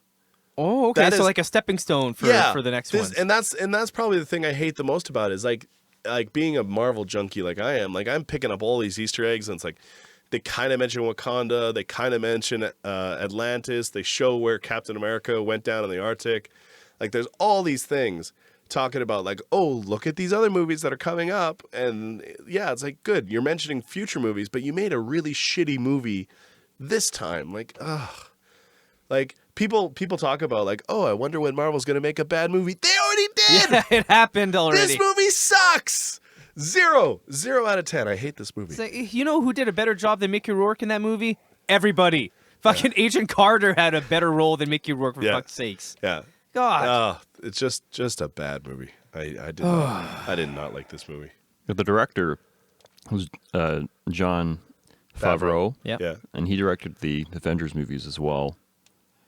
Did he? I thought no. Joss Whedon directed the Avengers. Oh, okay. But Favreau directed Iron Man and Iron Man 2. He also directed the Daredevil movie with Ben Affleck. That was terrible. Let's not get into that one. Let's not get into that Yeah, one. so- Reindeer games. Anyways, so we've talked about the climax. I hate this movie. Let's go 0 with out the of fucking 10. climax. Fucking -10 out of 10. There It you was go. awful. The worst ending fight scene I've ever fucking seen. The only part I liked about the end is that he saves Pepper because I love Pepper, and I was like, yeah, he saved Pepper. And they retconned it so the little kid wearing the Iron Mask is now Peter Parker. Yeah. Yeah. So the president, Jesus. the Kevin Feige, the president of the MCU, has said that yeah, sure, why not? The little kid wearing the Iron Man mask is actually Peter Parker because the ages line up. So they're like, yeah, we totally always meant for that to be Peter Parker. God. Now that we have the rights to him again. Is there always a scene where Iron Man's suit powers down when he's flying Yes, around? in every single fucking movie. At the last second, it turns back on or something Yeah. stupid. Yeah. Something happens. Yeah, pretty much. What's the robot's intelligence name again? Jarvis? Jarvis. Yeah. Yeah. Jarvis. Yeah, Jarvis is a little saucy sometimes, eh? Yeah, You yeah. only have 10% left. Put everything to my thrusters. Okay. You sure? Yeah. The voice of reason. Yeah, and Jarvis is actually a really cool character. is. He ends up Or, the same it is. the same actor that does the voice of Jarvis becomes Vision in the second Avengers movie. I just put that together. Yeah. So that's why in Iron Man, Iron Man's AI now is a woman, which is called Friday, My Girl Friday, rather than Jarvis. And that's because, they didn't want to use the same actor That's for fair. both That's fair. roles. They'd They're be like, like, well, hey, this guy sounds that'd be familiar. weird. It's like, who are you talking to? Are you talking to Vision or are you talking to Jarvis? Oh, okay. And you know what? Friday? That's Yeah, okay. Friday. So, And I'm pretty sure the voice of Friday it kind of reminds me of the voice from the Halo game. Oh yeah, I'm pretty sure she's married to Paul Bettany, the guy that plays Vision. But anyways, that's a tangent. That's interesting. Tangents. So yeah, I give that one a -10. Yeah, I out hate of this 10. movie. 0 out of 10. Yeah, I don't believe in That's a negatives. big brown. That's a big. Yeah, do not believe in negatives. So 0 out of 10. Now to the climax. Oh my god, The Avengers. this is a good one. I liked it. I thought it was great. So this is the first crossover, right? Like this is what they were building to, and a lot of people didn't think you could do this. Like thought it was really good. Like a lot of I remember when this movie came out, like a lot of like people were talking about, oh, they're coming up with an Avengers movie, and like Siskel and Ebert and those kind of like film critic people were like, yeah, but it won't work. How wrong they were. Yeah, they're like, it won't work. Like, you cannot do this. There's a reason why we've never done anything like this in the 100 years of film history. What they shouldn't have done was fucking Iron Man 2. but they saved it with Avengers. Thank God. Yeah. Because, like, man, if you went in it... Okay, I'm not going to go back on the Hulk. But if you went in with it with, like, let's say you saw a couple of bad superhero movies, okay? Yeah. And then you go see the Avengers, you're going to go in thinking, okay, this movie's going to be bad just like the other shitty movies I've seen. So the fact that it wasn't as good because, like, because Iron Man 2 was right before it, right? Yeah. So there's a lot of us that's Iron Man 2. There's a good percentage of people that are like, I'm not paying for Avengers if it's going to be like Iron Man 2. Yeah. Is Mickey Rourke in the movie? Okay, I'm not going to go fucking see it. Does he get his bard? God, I hope he doesn't come. Hey, is this a talk? He wouldn't talk like a Russian. Don't send me nail bombs, Mickey. I'm sorry, man. Yeah, right. He'll make the electrical bombs. We already know he's good with electricity and Mailing address for the Great Canadian Hosers is send beer or nail bombs. Not my house. Yeah, exactly. Oh God. Okay, so Avengers. so Avengers, yes. I actually haven't watched the movie, but I did watch the highlights reel. So the movie, because it's awesome. Nothing but highlights, really. But the whole thing. Like, yeah, you guys are right. They did pull it off. So this is one of those first movies with all these huge actors, with all their backstories, and they were able to. And Loki's back. Who saw that coming? Yeah. Right. And also, they finally got a awesome fucking person to finally play the Hulk properly. It only took the third fucking movie to nail it. So now Mark Ruffalo's the Hulk. Third time's a charm. They don't reference. And They don't mention it at all. no, period. They're just like Everyone knew. They're like, by the way, we need to go get the big green guy. And you're like, oh, that's probably the Hulk because they're not going to bring in the Jolly Green Giant because that would make that the most ambitious crossover ever. Yeah. Get that can out of here. Turns out he's hiding in somewhere very unpopulated and relaxing. He's in the middle of like a slum in Bangladesh. Yeah, it's like almost more popular. It's almost as popular as fucking India, for fuck's sakes. Yeah, it's just like super stressful and all, but he's hiding, right? Yeah. So the Scarlett Johansson, and I disagree with you. I like Scarlett Johansson. The worst actress in the I whole like fucking Scarlett. movie. Okay. So the scene where she's like fighting the Russian and she's in the chair and the Russian gets like a phone call. It's like, oh, it's for you. So the Russian puts her on the phone and he's like, yeah, this idiot's telling me everything. And he's like, but I'm not telling you everything. And the two guys are kind of like, you're pretty much, you're kind of telling her everything, comrade. You know, it's like, I'm like, I'm sure Russians don't say comrade anymore, but whatever, I'm going to go with it. She gives this look like, please. Yeah, Scarlett Johansson's great in this movie. You're wrong. Just flat out wrong. Well, that's your opinion. It's my opinion. My opinion is fact. I am the law. I am the law. So she gives that performance. It's a great scene. It's a fun scene. And then she goes to Bangladesh and she finds Mark Ruffalo. And Mark Ruffalo gives a great scene where he's like, are you after me or are you after the other guy? We're after you. And he's like, quit lying to me. And like very clearly pretending to be angry. And she just pulls out a pistol. Is that really what you want to do? And it's like, are you sure? Are you sure you want to use like a 9mm pistol against a guy that can survive anti-artillery fire? Like you should have pulled out like chai tea. Been like, no, relax. Right? There's some valerium in there for you. Yeah, exactly. So it's like Mark Ruffalo gives a great performance in that scene. Scarlett Johansson gives great performances. You got Captain America. Like, I cannot think of a bad performance in this movie. Like Scarlett Johansson. So you know what? Okay, maybe one, but it's because he's brain controlled the whole time. You know, because the Hawkeye. Yeah. Okay. But he's under brain control, so it's like okay, you're a zombie basically. So it's like you're kind of boring, and then he comes out of it, and it's like okay, now you're cool. The stupid computer virus arrow is the only thing that really pisses me off in this movie, where he shoots an arrow into a USB drive, and it's like, hey, what? Give me a break. What? First of all, that arrow's at an angle. If you don't have like a USB drive completely square, because they're flat, they're always flat. Yeah, they're right. Like it's at an angle. There's no way that gets in there. I screw up putting a USB in every single time. There's a 50-50 shot that you've got it facing the right way, and 0 times out of 100 I get it right on the first try. You get it wrong the first 3 times. You go to put it in, doesn't go in. Flip it around, doesn't go in. Flip it around again, goes in. You're like, really? Well, that's why that arrow scene is so impressive, because we know what it's like to put a stick into a USB so the world's drive. Greatest archer. My God. My God. Apparently, this Hulk was the first Hulk they actually animated to look like the actor. The actor, yeah. So, and in addition to that, the movements of the Hulk were actually digitally produced. They were really good. Through the movements of the actor themselves. So I didn't know the scenario where the guy's in the green suit with the balls. Yeah. So physically, it's actually physiologically, the balls are making the actor look And real. he's on got the big Hulk. balls. Yeah. Yeah. Lots of little big balls. Yeah. I liked it. And the Hulk's actually voiced by Lou Ferrigno in this movie. And Lou Ferrigno is. Oh no! Wait, no, he is. Lou Ferrigno. Yeah. Is he in this one or the? No, he's in the Incredible Hulk. He does a cameo as a security Yeah, guard. I knew that, exactly who that was. Ed Norton bribes with pizza. Yeah. Yeah. Lou But- Ferrigno would eat the yeah. shit Yeah, out of that. Lou Ferrigno, the guy that played the Hulk in the Yeah. TV show back in like the 70s. So Lou Ferrigno, one pizza, he you does- bring that guy five pizzas, so man. he voiced the Hulk when he's like puny god, you know. That's Lou Ferrigno's voice, and he does all the roaring and screaming and all that too. So it's like that's actually I like Yeah. that. They it wasn't until Thor Ragnarok that was the first time that Mark Ruffalo voiced the Hulk. Oh. Before that, every time the Hulk makes an appearance in the MCU, it's Lou Ferrigno, which That's I awesome. thought it was really cool. Yeah, very cool, man. That's why I bring it up.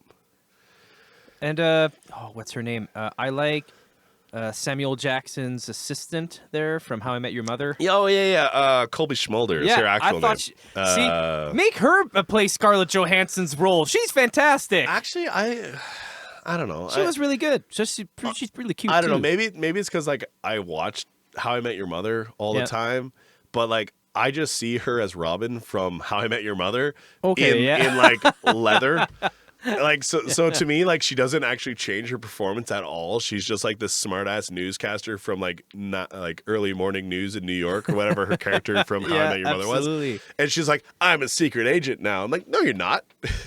You're not doing anything that makes me believe that you're a secret agent. You're playing the exact same. I don't know. I think she's the miss. So that's the most unbelievable role. Yeah. Maybe that's the worst acting than Hawkeye, but you know, she doesn't have the excuse of being brainwashed the whole time. And I like how they all meet up. Like I thought that was cool too. Yeah. To see everybody in the same room at the Yeah. same time, and Yeah. and I like when they go on the what would you call that, like air carrier? Yeah, right? the helicarrier. Yeah, and then like Scarlett Johansson's very who does she meet? She meets she that's right. She already met the Hulk, but like she met Captain America on that carrier for the first time, right? Yeah. Yeah, and then it's like super cold shoulder. It's like, hey, this is a nice guy, and you're kind of acting like a bitch, like right Yeah. off the bat. But again, Russian, like Yeah, she's an she's assassin. Russian. It's in their blood. She's an assassin, right? Yeah. Like she's had every emotion bred out of her. You know what was cool? Agent Olsen, who's been Is kind it of like Agent Carter or Olsen? Did I say that? no, wrong like earlier? the guy from Iron Man 2 that was like, hey, I'm here to keep an eye on Tony Stark and make sure he's doing things properly is Agent Coulson. Agent Coulson. Yeah. Okay, so I called him Carter. So my No, bad. no, no, no. Agent Carter's the woman. Agent Coulson Yeah, is okay, the right, the yeah. man, and he ends up having his own TV show called Agents of S.H.I.E.L.D. But he fanboys over Captain America so hard. He's like, I still have your trading cards from World War II. Yeah. They're mint. You know, and he's Pretty like, cool. like he's like all but like fiddling with his hair as he's talking with like with Steve Rogers, and Steve Rogers was kind of looking at him and be like, you know, It's too bad they killed him off. that's really, but you know, that was such a great scene too, where he like, Oh, that's what it does. yeah, but Trading cards. yeah, the trading cards are stained in blood, and Sam Jackson throws them on the table, being like, "Guess you never got around to signing Agent Coulson's cards, Ooh, Captain dude, America." that got me in the feels. And I was like, oh, oh my god! And then And the casting for And then that Samuel chick- Jackson was that perfect. chick 'cause comes that's- around. She's like, "Those were in his locker. Yeah. They needed the push." yeah, exactly. It's like was good. He's like, "I'm an assassin. You think I'm against dipping trading cards in somebody's blood? Pff, please."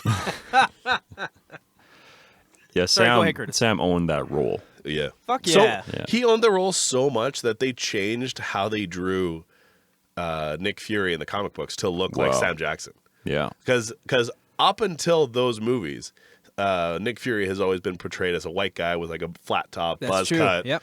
Like he was an officer in World War II. It's true. You know, not to get into real world shittiness, but you know, officers in World War II for the United States were all white and men. So Yeah. so like Avengers came out and they're like, man, this guy is now the role. So they've changed how they draw him. So he looks like Sam Jackson. Just like now they draw Iron Man to look like Robert Downey Jr. Yep. Like those two people own those roles so much that the Marvel comic books themselves be like, yep. Yeah, that's thanks it. for bringing that up, Curtis. It's true. Like, really fucking owned it, you know. And also something I kind of wanted to bring up in these Avengers movie, because Shield is always involved. Why is there never Cable in it? Because Cable and Shield would always like see each other in the comic books, would they not? Oh yeah, but he's a mutant, so he's owned by Fox. Oh, okay. Well, that sucks, man. Yeah, because like, that's why Cable and Deadpool are a thing, right? Fuck. Yeah, like They did a really bad job portraying Cable too. in that Disney Deadpool owns movie. Fox now. I haven't seen Deadpool 2 yet. Oh, I know, Okay, right? okay. Like I'm such a huge comic book nerd, but I haven't seen Deadpool okay. 2. Well, we both had different opinions on a lot of stuff, but I much rather watch Deadpool 1 again instead of watching Deadpool 2. I think some of the bad guys in Deadpool 2 are really crappy, and they should have implemented Cable in the first one, because Cable is one of the main. Actually, on that subject, I don't want to steer this up too much because we're not trying to go on this movie, but Cable and Deadpool don't meet as much as Shield and Cable do. Yeah. So I wish that they would have, at least hopefully they can come to terms and they can get Cable back, because that's a big fucking role. Like Shield, Cable, they're in cahoots the whole time. And I would love to see Samuel Jackson and Cable in the same room again. That'd be great. Huh. But anyway, yeah, Samuel Jackson fucking nailed it. Yeah. And also, how come Samuel Jackson with a long leather jacket? Was he just like, you know what? I wore this in Shaft. I'm wearing it again in this You know movie. they're remaking Shaft. They're Anyways. making it again. Why? Yeah. I don't understand. With Sam Jackson. Why? Wasn't he in the? Yeah. Yeah. But they're remaking it with the same actor. So I'm Like, I don't get it. Like the first one was it's not fine. called Shaft 2. It's just called Shaft. Yeah, And I'm like, Shaft. The first one was fine. You Shut don't your need to mouth. remake it. Yeah. Anyways. Yeah, shut your mouth. Tangent. Sorry. Yeah, Avengers. Anyway, I love the what was I saying? Yeah, the carrier. I thought like it's cool. Like, oh, it, that was a really cool thing too. When what, Steve, you're gonna put me in a submarine? Yeah, it's like it's like. I can't remember how they set it up, but Steve Rogers is like, I've seen some pretty crazy things. $10 says you won't be able to surprise me. And then the aircraft carrier starts to fly, so he like pulls out his wallet and hands Mark Ruffalo $10.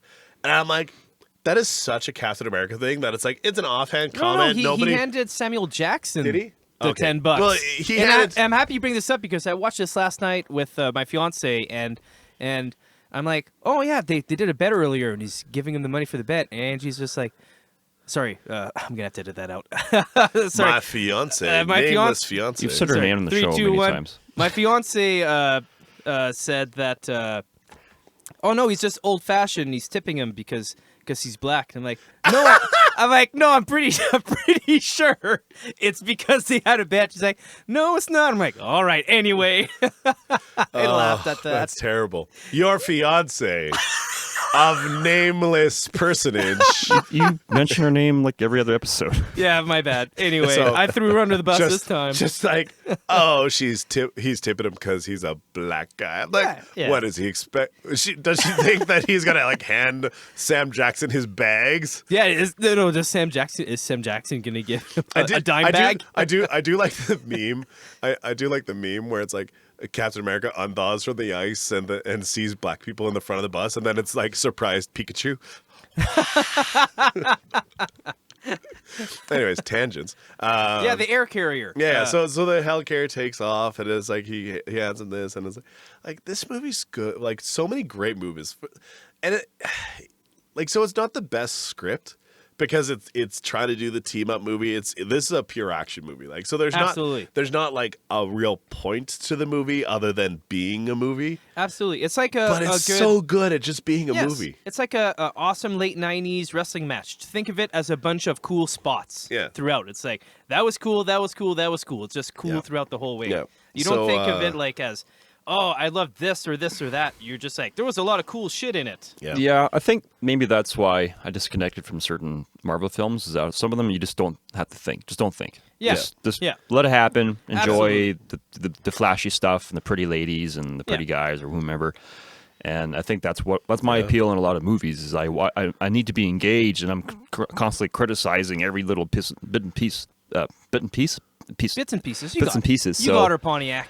I think that's why I'm kind of deterred from the genre. It's just so many little things that bug the fuck out of me. Kind of like the scene in Incredible Hulk when Edward Norton's trying to have sex with like Liv Tyler. Oh, that But pissed me off. His Fitbit was going off. Oh, I can't get a boner. I'll turn into the Hulk. Yeah, like give me. You know what? Maybe she's like, that's not a bad thing. Maybe just a wiener. But then like the scene before, he's running away from the special forces Yeah, and his heart- fighting the cartel or Give me a whoever break. these. Oh no, they're just gangsters. And he's pumping and running and fighting and he's fine. And he holds out until the very end. Then he turns when he gets tossed a little bit. Ooh, Give me a break. And Norton's going to be Yeah, lasting 'cause- 3 minutes. He'll be fine in a sack. Give me a break. Because that'll be, and that's a dumb part of the movie. It was a stupid comedy part where they're like, okay, because the Hulk's not fueled by heart rate; he's fueled by anger. And there's, Yes. as anyone who's ever done anything athletic, which don't include me in that, Me neither. will tell you there's a difference between cardio and anger. Yes. Right. So in the Avengers movie, since I don't think I've seen it, or anyways, the Hulk in that one does he have the Fitbit on and he's monitoring Yes. his heart rate? Oh, wait, Does he? in which one? I don't in the think he does. Avengers? No. No. No. he He does. just gets angry. Yeah. He already learned how to No. control it. Yeah, at that point. so at the end of the Incredible Hulk, he's controlling turning into the Hulk, and they have the great line and the great scene when the final battle where the Hulk looks at Captain and like Captain America looks like Dr. Banner. Now would be a great time to be angry, and Mark Ruffalo's kind of like walking and he's fiddling with his hands and he looks back He's like, at I got it. he's like, oh, that's my secret, Cap. I'm always angry. And then does like a slow transition. Like he starts to throw the haymaker as Mark Ruffalo, and he like by the time he connects, he's turned into I the thought it was Hulk. fucking awesome. And Space Whale loses its armor, and it's just like he one punched a Space Whale. Like, Yeah, man. like that was an amazing scene. I Like, thought it was really Did he cool. throw a forklift? Because if he didn't throw a forklift, I don't believe it. I think he does on the helicarrier. I think he throws. I think the space Oh. whale is way more heavier than a forklift. Yeah. Also, the fight between Thor and Hulk was really cool. Talk about Yeah, that was good. Talk about like old school WrestleMania. Like Yeah. this movie is full. Yeah, man. This movie is full. of Andre great- the Giant versus Hulk Hogan all over again. Yeah. So you got Hulk versus Thor. Right, which is a great fight. Then you had You've Captain got- America You've got Captain versus America, Thor. Iron Man, Thor. Yeah, which is that's a right. great fight. Turned to a three-way right? dance, yeah. yeah, and like the part where, and again, great. There's so many great character lines, and there's one line for me in the like setup to the scene where like Iron Man like jumps out of the ship and Thor jumps out of the ship and Captain America's about to jump off, and Robin Scherbatsky from How I Met Your Mother was like, "You should leave this one alone, Captain. Thor's basically a god." And Captain America, my being stuff. from like 1940s New York, he's like, "There's only one god, ma'am, and I'm pretty sure he doesn't dress like that." I'm like, Nice. that is such a perfect Captain America line. Like He's old-fashioned. He has met two gods, and he's like, "Nope, still Jesus." Still Jesus. Yeah. Yeah, still going with Jesus. It's like, so how Why? Jesus doesn't wear a skirt. How about you put that hammer down? You don't want him to put his hammer down. You want me to put the hammer down? Like I just wanted the music to be like, stop, hammer time. Oh, that would have been too on the nose. MC Hammer comes out of nowhere. Whoopsies. Oh, jeez. Yeah, and then like he hits Captain America's shield and Nuclear bomb. Just boom, like trees are leveled. All three of them are like semi passed out.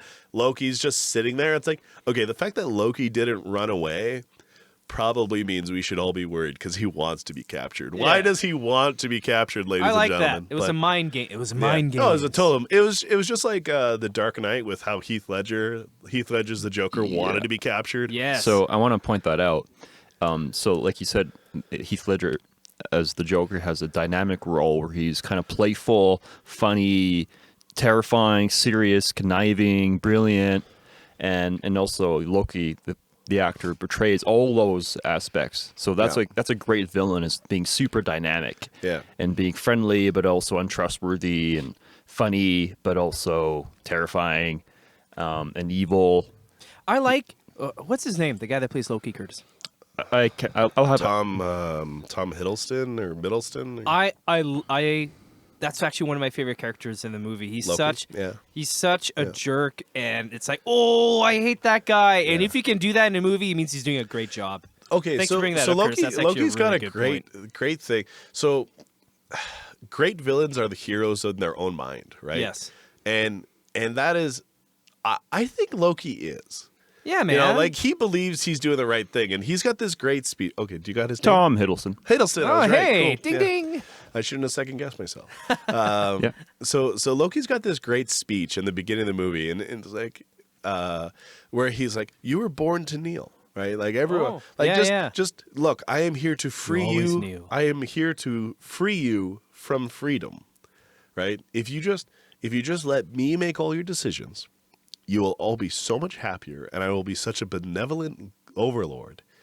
And it's like such a great He's convincing. yeah, it's very convincing. Very It's- convincing, yeah. I don't know if Loki's supposed to believe what he's saying, or if he's just like doing the bidding of Thanos or whatever. Which, spoiler alert, at the end of the movie, he turns out he's working for Thanos.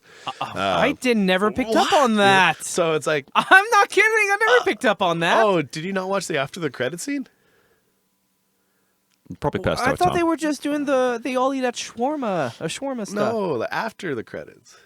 No, I never seen it. Oh, Oh my rookie- god. rookie mistake. So, anyways, Oh, so shit. he gives this great. I'm he shame. gives shame. Bring out the shame. Bring out your dad. Ding ding. So, I'm an idiot. so Loki gives this great speech where he's talking about, look, if I just free you from freedom, your life will be so much better, right? And then there's this old German man who's like, you know, Yeah, people like you. we've had people like you Yeah. before. And Logan's like like, oh, that. you've never had a person like me. And he goes to kill the old man, and like Captain America. Captain America lands in between him and like puts his shield in front. He's like, another great speech. He's like, you know, the last time I was in Germany and there was somebody standing while everyone else was on their knees, him and I disagreed. I was like, that's a very polite way to say the other one was Hitler. And I killed him. Like, That's right. like it's like, so it set up the dynamic of the movie where it's like Yes. Loki represents the quote unquote social contract. Yeah, he's an asshole. Taken to the extreme position that it's Yeah. like, look, you surrender, like the social contract's like you surrender a little bit of your freedom for the greater good so that the government can rule over you, and hey, look, you get roads and schools. Whereas Loki's like, look, you surrender all of your freedoms and you'll be well fed and well dressed, and you know, some of you might die, but most of you will be fine, you know. And it's like Captain America's like, no, fuck you, liberty. Liberty's chaos. It might be unpleasant, but you're free. I know I'm in Europe right now, but American dream. Well, yeah, you know, manifest but, destiny, bitch. Let's see. What else is there? Because we still have quite a bit of time. So, what else do we have to say about this movie? I feel like there's one thing I wanted to bring up about this movie, and I can't fucking remember what it is. Oh yeah, Curtis, we got a surprise for you. It's gonna go Oh, yeah. longer than you think. I We have got a rehearsal at 11. We got a surprise It that won't we go that didn't long. bring up. Okay, what's up? Do we What? want to talk about the climax of the movie first, and then close that, and then go on to the next piece? Oh, yeah, it's so we should wrap it up. Yeah, sure. Yeah, let's talk about the climax real quick, okay, and then we'll talk let's do about it. bonus round. Okay, climax. They're on the carrier. Hawkeye gets on there. He ends up shooting an arrow. It Oh, takes- that's well before the climax. Okay, so you want to go Climax is right the at Battle the of end. New York. Okay, right. Okay, so right at the end, yeah, everything comes through that fucking warp that the doctor, what's his name again? Doctor Selvig. Selvig ends up doing because he's still under the mind control, Yeah. and you have all these aliens coming out of Yeah. this hole, and the Chitauri are coming, and yep, yeah. and so then the Avengers all come back and like, yeah, we have to save this. And then eventually you fast forward and the Shield is like, we have to nuke Manhattan. Duke Nukem Manhattan? No, we have to nuke Manhattan. It's Yeah. gonna happen, right? They send the fucking jet out. And again, Sam Jackson has like the best line. They're like, "Hey, we ordered you to nuke Manhattan." He was like, "Yeah, given that was a stupid order, I chose to ignore it. And his Cantor toy. Given that was a stupid order. Kind of like Pulp Fiction style, Yeah, right? like that was a very Sam Jackson line. Like Absolutely. that was 100% Sam Jackson being like, it was a stupid ass order, so I'm ignoring it. And then they're like, pilot, 3, 2, 1, getting into the jet on my way to Manhattan. Sam Jackson has none of it, grabs a fucking RPG, goes out, blows his own plane up. Yeah. Then there's another plane comes up. And you know, like, all of us, he didn't, but we knew what he was going to, what we all wanted him to say, but he didn't say it. We all wanted him to be like, motherfucker. Yeah. Motherfucker. I'm tired of these mother snakes on this mother carrier. But he didn't. But anyway. It's one of those roles where you have yeah. to do very little for great effect. Yeah, man. That's totally. what I like. Totally. All right. So they launch the nuke, and Iron Man intercepts it, and he goes out into space, right? And this is a callback because earlier in the movie, Captain America calls out Iron Man, being like, "Look, you're not the guy to make any sacrifices. You're a pretty selfish douchebag." Yeah. And he wasn't wrong then. He was not wrong. He's like, "Look, you're not the guy to lay down on barbed wire so the rest of your unit can climb on your back. I would just cut it. I just cut the wire." and then Captain America's like, "Yeah, for you, there's always an out. There's always a way to avoid the sacrifice." So Iron Man intercepts the nuke and he flies in outer space, and he thinks he's gonna die. Like he thinks this is it. I'm done. And you know he's not. He ends up falling back in the Earth, but like, and the Hulk saves him. and the Hulk saves him with a roar. But like it was a great scene. It was great character growth. It was really good. So So yeah. what do you rate it So again, compared to all the movies we just talked about? So you know? so this movie's not perfect. Like again, like I said, it doesn't have the best script because it's not trying to say anything. It's just trying to be a really fun movie. But it is a really fun movie. What it's trying to do, it nails. So I'd probably give this movie like a 9 out of 10. Like I like Captain America better than this movie. I might like Thor better than this movie. It's kind of like depends on my mood. Okay, which one I like better. it So depends. it's either top 2 or top 3 of the first phase. I loved it. I think my score would be really close to yours. Like pretty much probably the same. 9 out of 10. I like Thor and Captain America a bit more. I still do love America. The American Dream. But Billy Buck Roscoe! Billy Buck Roscoe, I've been waiting to hear back from you, buddy. Let's fucking get this done. Canada versus USA 2020. Coward. Let's do this. 2020 next gonna year, hey? fight off with some nerd beer. I gotta train for this guy. I gotta go to Analog Brewing. I gotta drink the high percentage beer. I know I can't beat him on quantity, but I know I can beat him on speed and quality. Damn it. Anyway, What do you think? 9 out of 10. Just like you said, I like Thor and Captain America a tiny bit more. Captain America is my favorite one that we've seen out of all of them, Yeah. and this one's just below those two. Yeah. I can't say for sure because either I haven't watched this movie in a long time or I forgot it, but I don't know. It's very compelling. I'll watch it tonight. There you go. It's fun. It's a fun movie. I meant to watch it the last I had 2 days to watch it, the last 2 days, but it's not on like any of my streaming services. Yeah, so. it's bullshit. It's not on Netflix But anymore but either. that's fine. Like we used to rent movies. We used to pay for movies. I would be fine and so doing that. I was going to actually rent it on YouTube last night. $4. Yeah. So $3 or $4 Hey, bucks. it's going to be on Disney And Plus soon. Oh, that's right. Disney Plus. It was too late. It was 11 p.m. Yeah. And it's over 2 hours. It's a 2 hours and almost a half, I think. Yeah, 2:22. Yeah. It's a long movie. Yeah, and I wanted to be up here because and we had to it's- get up. I was up at 7:15 this morning on a Saturday to come do this podcast, so I don't want to have Yeah, it's to pretty early here in stay Canada, up till guys. 1:30 in the morning to watch you this. Don't know if you know this, but time zones work going north-south. So the further north you are, it's pretty early in Alberta. Is what you mean? It's always That's what early. I meant to say. It's pretty late in Newfoundland. It's always early. Which to any listeners outside of Canada, Oh, yes, shit. Newfoundland is a place. It's not. part of It's us. not like me saying Mjolnir. It's a real word. Meow meow. Meow meow. It's pretty late. The capital meow, of meow. Newfoundland is dildo.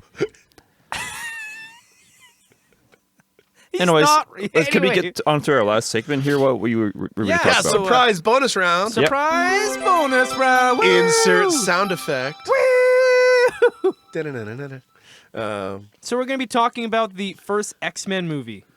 Oh yeah. Yeah, so It's not, something that not we should part of all the, have vivid not part of memories about. the not part of the MCU universe, yeah. but worth talking about. Yeah, I we're used to talking have that one on It's one of my first DVDs. I sadly had it on HD DVD when it came out, Yeah? which is not a thing anymore. No. No, I had it on DVD and I had it on Blu-ray. Oh, man. Yeah, I bought a box set with it. Oh yeah. There you go. I bought the X-Men trilogy on Blu-ray, even though I already had X-Men 1 and X-Men 2 on DVD, but I wanted the box set because I'm that level of nerd. So yeah, X-Men came out in 2000. It was the first superhero, like it was the first superhero movie of this generation of movies, right? It was. Did you want one too, Adam? No, I'm good. You got to say, Tom, do you need a beer, bud? Do you need a beer, bud? Anyway, Adam, go ahead. Yeah. So it was the first movie of this generation of comic book movies. Like we established, This there's would ones be in my the, first. There's one in the It 70s. popped my but- cherry. Yeah. So this is the first one, And it starts in northern Alberta. Yeah, yeah. It does. Like, fuck yeah! And it's cold as shit. But somewhere in northern Alberta, and somewhere. The Americans are like, what, Russia? What the Where's fuck's Alberta? yeah, and I'm like, that is such like as an Albertan, that scene always pissed me off because it's like some farmhouse they've converted into a bar. They're just they've got like a oil drum that they've just lit on fire to heat the Yeah, place. And they're That's all having of us. the cage match inside. That's Yeah, like- all of us. It's like, can you just say it? It's Fort McMurray. Like, It's outside Fort What? McMurray. You don't have a empty barrel with fire in your backyard? no, it's not empty. It's raw crude. It's, Yeah. they're just lighting crude on fire Fucking because they're like, bitumen. like all the newfies in Fort straight up McMurray are bitumen. just like, yeah, burn it. Yeah, burn it there, boy. It's That's fucking hilarious. Oh my god, it's straight up bitumen. well, we can't put it in a pipeline, so we burn it. Oh my god. Gotta keep us warm. Anyway, Okay, yeah, but starts no, off it in starts Alberta. but it starts off in Somewhere. Poland. Yeah, the very beginning. Yeah, the first scene is in Poland. Oh, okay, and, right. And He's again, true, he's true. So again, this right, is a great scene, right? Where Yeah, you see it was where you- emotional. Yeah, where you see Yeah. young Magneto, like being torn from his parents, and again, like somebody who's like anybody that should be aware of what's happening here, but Dude, like yeah, as somebody that oh. like studying World War II and cold, like that's what I like. Like I studied history. Probably That gave was what I got my PTSD degree to a in. lot of people at that time. Yeah. Like as like I've got my history degree, so I'm very familiar with this. But I think everyone should be aware of what's going on. Nobody should be in the movie theater and be like, "Oh, so that's summer camp, right?" No, No, No. they are not You know? that skinny because they are exercising. yeah. So it's like, so he's being separated from his parents, and his parents are going Oh, it's so towards. sad. There's actually like an extended version of that scene where like you see the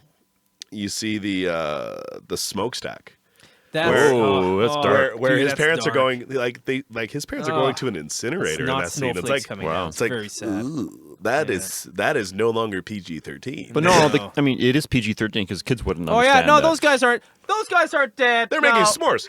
It's for the adults. It's, Oh, Yeah, it's so but sad. it's like, oh my god, like that's an emotional scene, and like It is. you really come to understand that it's like, yeah, there's a reason Magneto kind of is like, you know what, we're different than people, Yes. and people don't like different, so fuck them, Yep.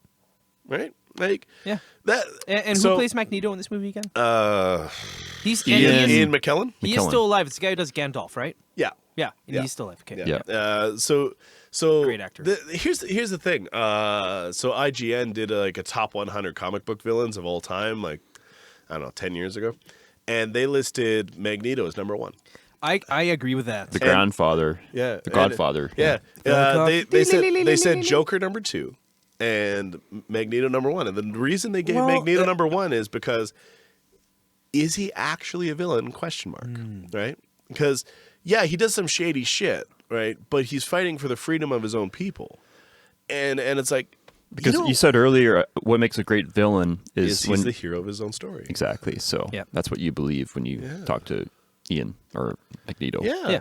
Yeah. Yeah, like he has seen what happens when like the other is feared, and when and that's when people fear people. Like if you believe it, like if the X-Men universe is real, you've got versions of people that have the ability to blast through concrete walls with their eyeballs, or you've got people that can control the Shoot weather. laser out of their ass, you know, anything. You know, not all of them are just like, hey, I've got a really long tongue and I spit things like Toad. Okay, You know, we're not getting. some of them. my Some of God. them are like ultra powerful. Yes, so you're like, yes. man, like if you believe in gun control, and they even talk about that. They're like, Yeah. Senator, you have to support my mutant registration because you support gun control. So these children are touchy way subject. more powerful than guns. Oh, yeah. It's like, yep. Yep. This And is you know this what? is all very And believable. He did a great job. Like, I love Magneto. I think he did such a fucking like Professor X, Magneto. I thought like they were like some of the best actors of the fucking movie. Like they really played it so well. Like think about it. If Professor X, all he has to do is this, and you believe. Sorry, everybody. I just put like my fucking hands to my forehead. Yep. If you put your Yes. hand to your forehead throughout the entire movie and you believe in it, he's doing a fucking good job. Yeah. He's really selling that motion.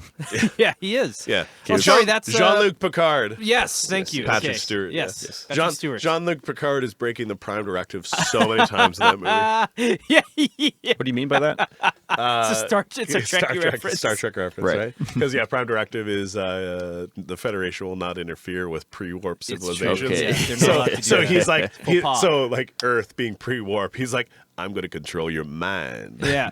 Cool. And you know, And I what? love the scuffle they have between the two. Like Professor X and Magneto, it's like it almost looks like this high school feud, you know. And then eventually they become they were always buddies, Yeah. but they always had this feud going on. I love that. They kind of love each other too.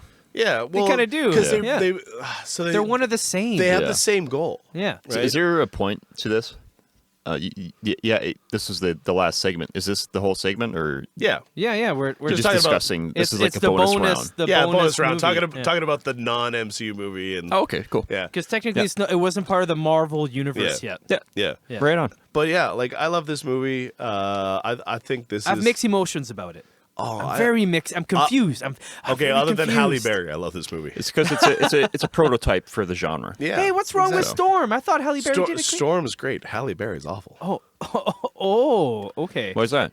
I hate her. You don't think accent she did in a good this job? movie. Oh, it's the accent Oh, thing. The okay, accent kills me. Sometimes I that can actually see happens a past lot, that. Yeah. especially in fantasy. Oh Yeah. man, Yeah, where they're like, hey, talk like African, and it's like it doesn't seem to actually have a thing. Whereas like if you look at the other side of the spectrum, where like accents are done very very well, I think Black Panther nails it. Where they're like, Yeah, they're like, okay, kind of believable for us white audience. yeah, exactly. true, yeah. having never been to Africa, Yeah. I don't know, but I'm like, Yeah. they like I know that like knowing the behind the scenes, I know that with Black Panther, they got like a dialect coach to come in and teach people like this is a Central African country.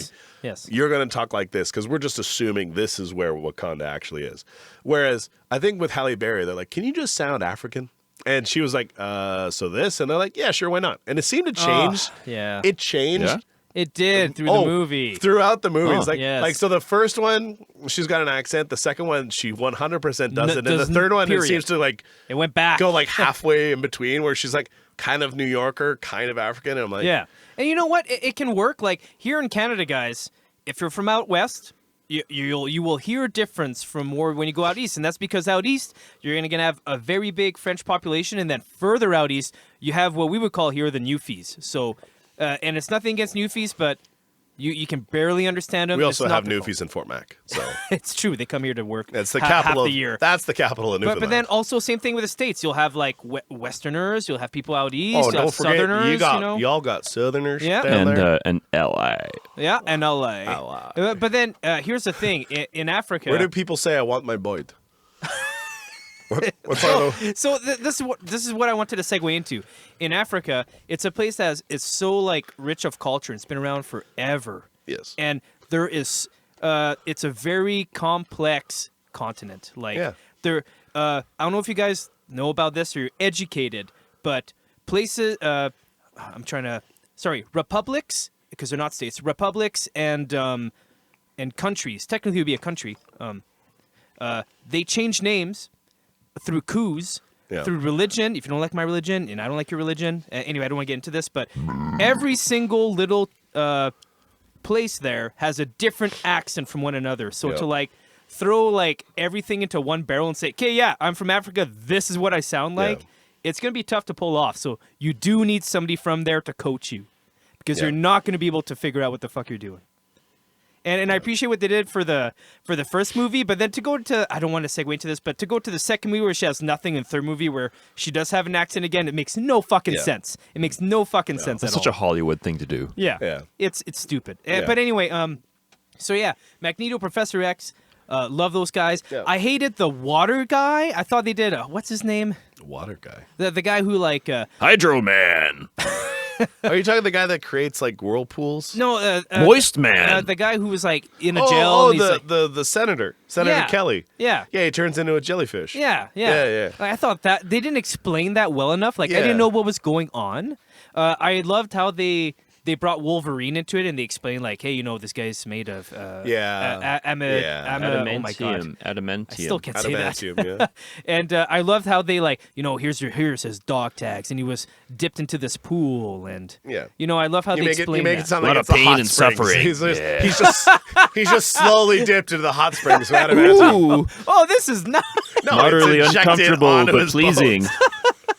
No, so yeah. But Frogman, fuck off, Frogman. Frogman. Like, fuck. Toad, yeah. Toad Frog. Battletoads. and talking about Halle Berry, and the worst line in the movie. Do you know what happens to a toad when it's struck by lightning? She said So you that. know what happens to everything when it's struck by lightning? It's She dead. said that. What was the So punchline? Storm is fighting Toad, right? And she's like, they're on Ellis Island. It's like the final we've been talking about the final battles of every movie. So this is one of the final battle scenes. This is where the Statue of Liberty. Yeah. So they're God. on Ellis Island at the Statue of Liberty, and she's like blowing Toad out of the gift Blowing shop. Toad. She is using her wind powers. Hardcore. I hope Toad uses his tongue for Halle Berry after. Whoa! Heyo. It's 10 feet long. So Why is it in my neck? She is. So she is. How do I say this now? So she is using her wind powers to remove Toad. She's blowing wind. Yeah, to throw him out of the gift shop, and he uses his tongue and he latches onto the grab bar that prevents people from falling off the island into the bay. Unsafe. And so she's got like the wetted out eyes, and she's floating there. There's lightning behind her, and she's like, do you know what happens to a toad when it's struck by lightning? And like Toad just like gives like this terrified look, and you're expecting like a real like one-liner 90s action movie. And her follow-up is the same thing that happens to everything else. And then strikes him with lightning. And I'm like, well, that is such a missed opportunity. Dumb. Such a bad line. And then they go up and they stop Magneto from turning the UN into mutants. And like, it's a good movie, but it has a bad ending. Like, the climax is probably the worst climax other than Iron Man 2. Yeah. Iron Man 2 is the worst climax Iron Man we talked 2 is still about. the worst one, but But this is probably the second worst climax, though it's a good movie. but I feel like there was such strong acting in it. Yeah.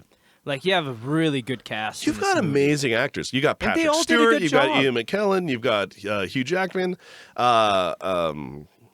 Patrick Stewart. Patrick Stewart. My God. The woman that plays Jean Grey, Femke or whatever her last name is. I don't know. I forget her name. I think she does a great job in these movies. Rogue is terrible. What they did to Rogue is just awful. Honestly, I felt like I feel like that And Rogue. Beast. I feel like that Rogue was supposed to be Wasn't Jubilee. Beast Fraser? Yeah, but that's not till X-Men 3. Oh, Who was playing Beast in the playing first? Beast in this one? Was he, No- Beast wasn't in the Oh, first there one? was Beast no isn't in the Beast. first two That's movies. that's kinda he's stupid. He's played by Kelsey Grammer in the That's third right, movies, yes. and I think that was a perfect Yeah, casting. because Yeah, Beast is very actually good. one of my favorite characters. Yeah, Yeah. me too. He's a very Yeah. intelligent guy, and he's And- just like, "Urgh." And having him cast by Frasier when Frasier was It's still called relevant. Frasier, it's what we do. When he was still he was in, yeah, but that was when Frasier was still relevant. Yeah. So I was like, that's actually really Nice. good casting. Yep. Like, And he looks the part. yeah, Yeah. he does. He's kind of a big chubby guy. It was a good movie.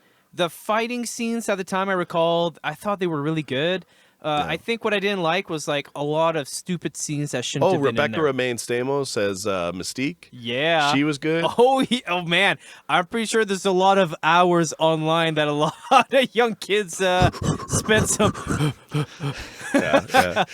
You appreciate the 7 hours a day she spent getting in the wardrobe. Oh, holy fuck! Did it take that long? Yeah, That's because insane. they hand painted her. She probably had to start. She had to probably sit in the cosmetics lab at 3 a.m. or something. Yeah. Yeah, and she probably put something over number one, over a pooper, and over her boobs, and they just worked over it. The pooper, especially. Oh, they put some kind like- of specialty tape or like very thin I panties. I or have no something. idea exactly, but don't know how I it works. assume it was some kind of like bikini bottom. And, Yeah. But you know what? When you look at it, you believe that You she's look at like, it, right. Yeah. She's totally naked, and they just Yeah. put scales Actually, on her. So despite this movie coming out when I was 14 years old, so I was very much on board with it. Like looking back, I kind of wish that she wore her comic book costume, which was like not much more. It was a very like kind of looks like the dress that the women Is it wear. like a in white bikini or something? No, so you ever see the movie 300? Yes. Right. So you know what the Trojan or the Spartan queen wears? Yeah. So basically, Okay, yeah. basically imagine that with a belt made out of skulls. Yeah. I know exactly what you're talking Right. about now. That's what Mystique wore in the comic books, and I kind of wish she wore that. Like, yeah, it means that she's wearing more clothes, so that when she transforms, you got to explain where do her clothes go. Yeah. But from my understanding, the clothes were actually just part of her changing, so that she would have some quote unquote modesty. Yeah. And be like, oh, well, I don't want to stand here naked, so I'm gonna change into clothes. Because when she's impersonating Senator Kelly, it's not like she like mutates into a nude Senator Kelly. She mutates into a fully dressed Senator Kelly. Yeah. Because that would be weird to see a senator just walking around nude, right? Yeah. And I was like, what? This isn't But it's TGI like- Fridays. What's going on? I thought they introduced all the characters in this X-Men movie really, really well. Yeah. And they did a good job. There's a couple of scenes. I don't want to get too much into it because we are running low on time, everybody. But they did a great job. The explosions were great, and there's a couple scenes that were really shitty. I thought the Statue of Liberty and finale was kind of lame. Yeah. But other than that, I feel like if there's something that we were to compare to Avengers on how good they introduced all the characters in the first Avengers, this would be probably where they would look to how to get them all in a room and how to start it off. And again, this is an ambitious movie to And do. this was like almost 10 years before. Yeah, because because this came out in I think it was 10 years before. Yeah. Yeah, so it's like because this came out in where do you look to 2000, and this it's movie? like it's not like Iron Man or Captain America or Thor where they're introducing one hero. There was like 6 X-Men that got introduced in this movie to the thematic world. So yeah, probably the first time they've ever had to do that in film. yeah, like and they introduced some good character development and some good backstories. Like it was a good movie. It probably wasn't over 2 hours. I think it was probably not. standard time back like then. Hour Nowadays, and a half, Yeah. hour 45 sort of timeline. speaking of an hour and a half, I feel like we are well beyond that. We are running on DC Extended Universe timeline at this point. This is hour 4 of the podcast, ladies and gentlemen. So, Oh, no, keep talking for a bit, guys. Not yeah, just I don't know. us yet. I think we're going to wrap up I here. kind of think this is the natural point to end. Sadistic Embodiment is gearing up for a new show on June 29th, so I got to head over to the studio. Brian and Wally are up in town to Edmonton. They drove up from Calgary, so I got to get over there, get the bass cranked up. Cool. Well, guys, Adam, it's been great having you. You're an excellent host, and hopefully we can It was a fun continue time. this I'm little mini I'm a series here. host now. This is wonderful. Thanks. Whose spot am I taking, Tom's? Yeah. Cool. I think you might be taking my spot, and that's not too bad. I feel like you would overdo it, and that's a good thing to do because you want to overdo Tom. Because you're hosting the Marvel Universe to I am. us. Cool. Adam super. is. We all were. Yeah. This is a good day. Not me. This is fun. Phase 2, I'll have definitely more. Ladies to and say, gentlemen, so. make sure to leave a like and a review, and give 5 stars on SoundCloud and Spotify and iTunes, Stitcher, and YouTube's. Does YouTube's give you star Spotify, reviews or just thumbs up? Google Play, Yeah, YouTube. Yeah. But, Podcast Addict. But before we just go off, let's do a couple plugs. Check out Analog Brewing. They're open from Thursday to Saturday from 4 to 10. They always have 4 different beers on rotation. They have 4 fantastic beers. They're all fantastic, but they have 4. Let's call them the locals. They have 4 locals that you'll always like, and you'll always want to come back to try out. There's some awesome free arcade games you can test out. I know you didn't play thousands of games. There's thousands of games on those. Check them out. Yep. Also, check out Sadistic Embodiment. Check out the YouTube. Check him out on Facebook. Check out my project, 8-Bit Tom. And check out The Rise of 8-Bit Tom. We're going to have a 4th episode coming up. It's going to be a spaghetti western. That's kind of why I have this really cheesy music in the background. But other than that, thank you for tuning in to the Great Canadian Hosers. And guests. See you.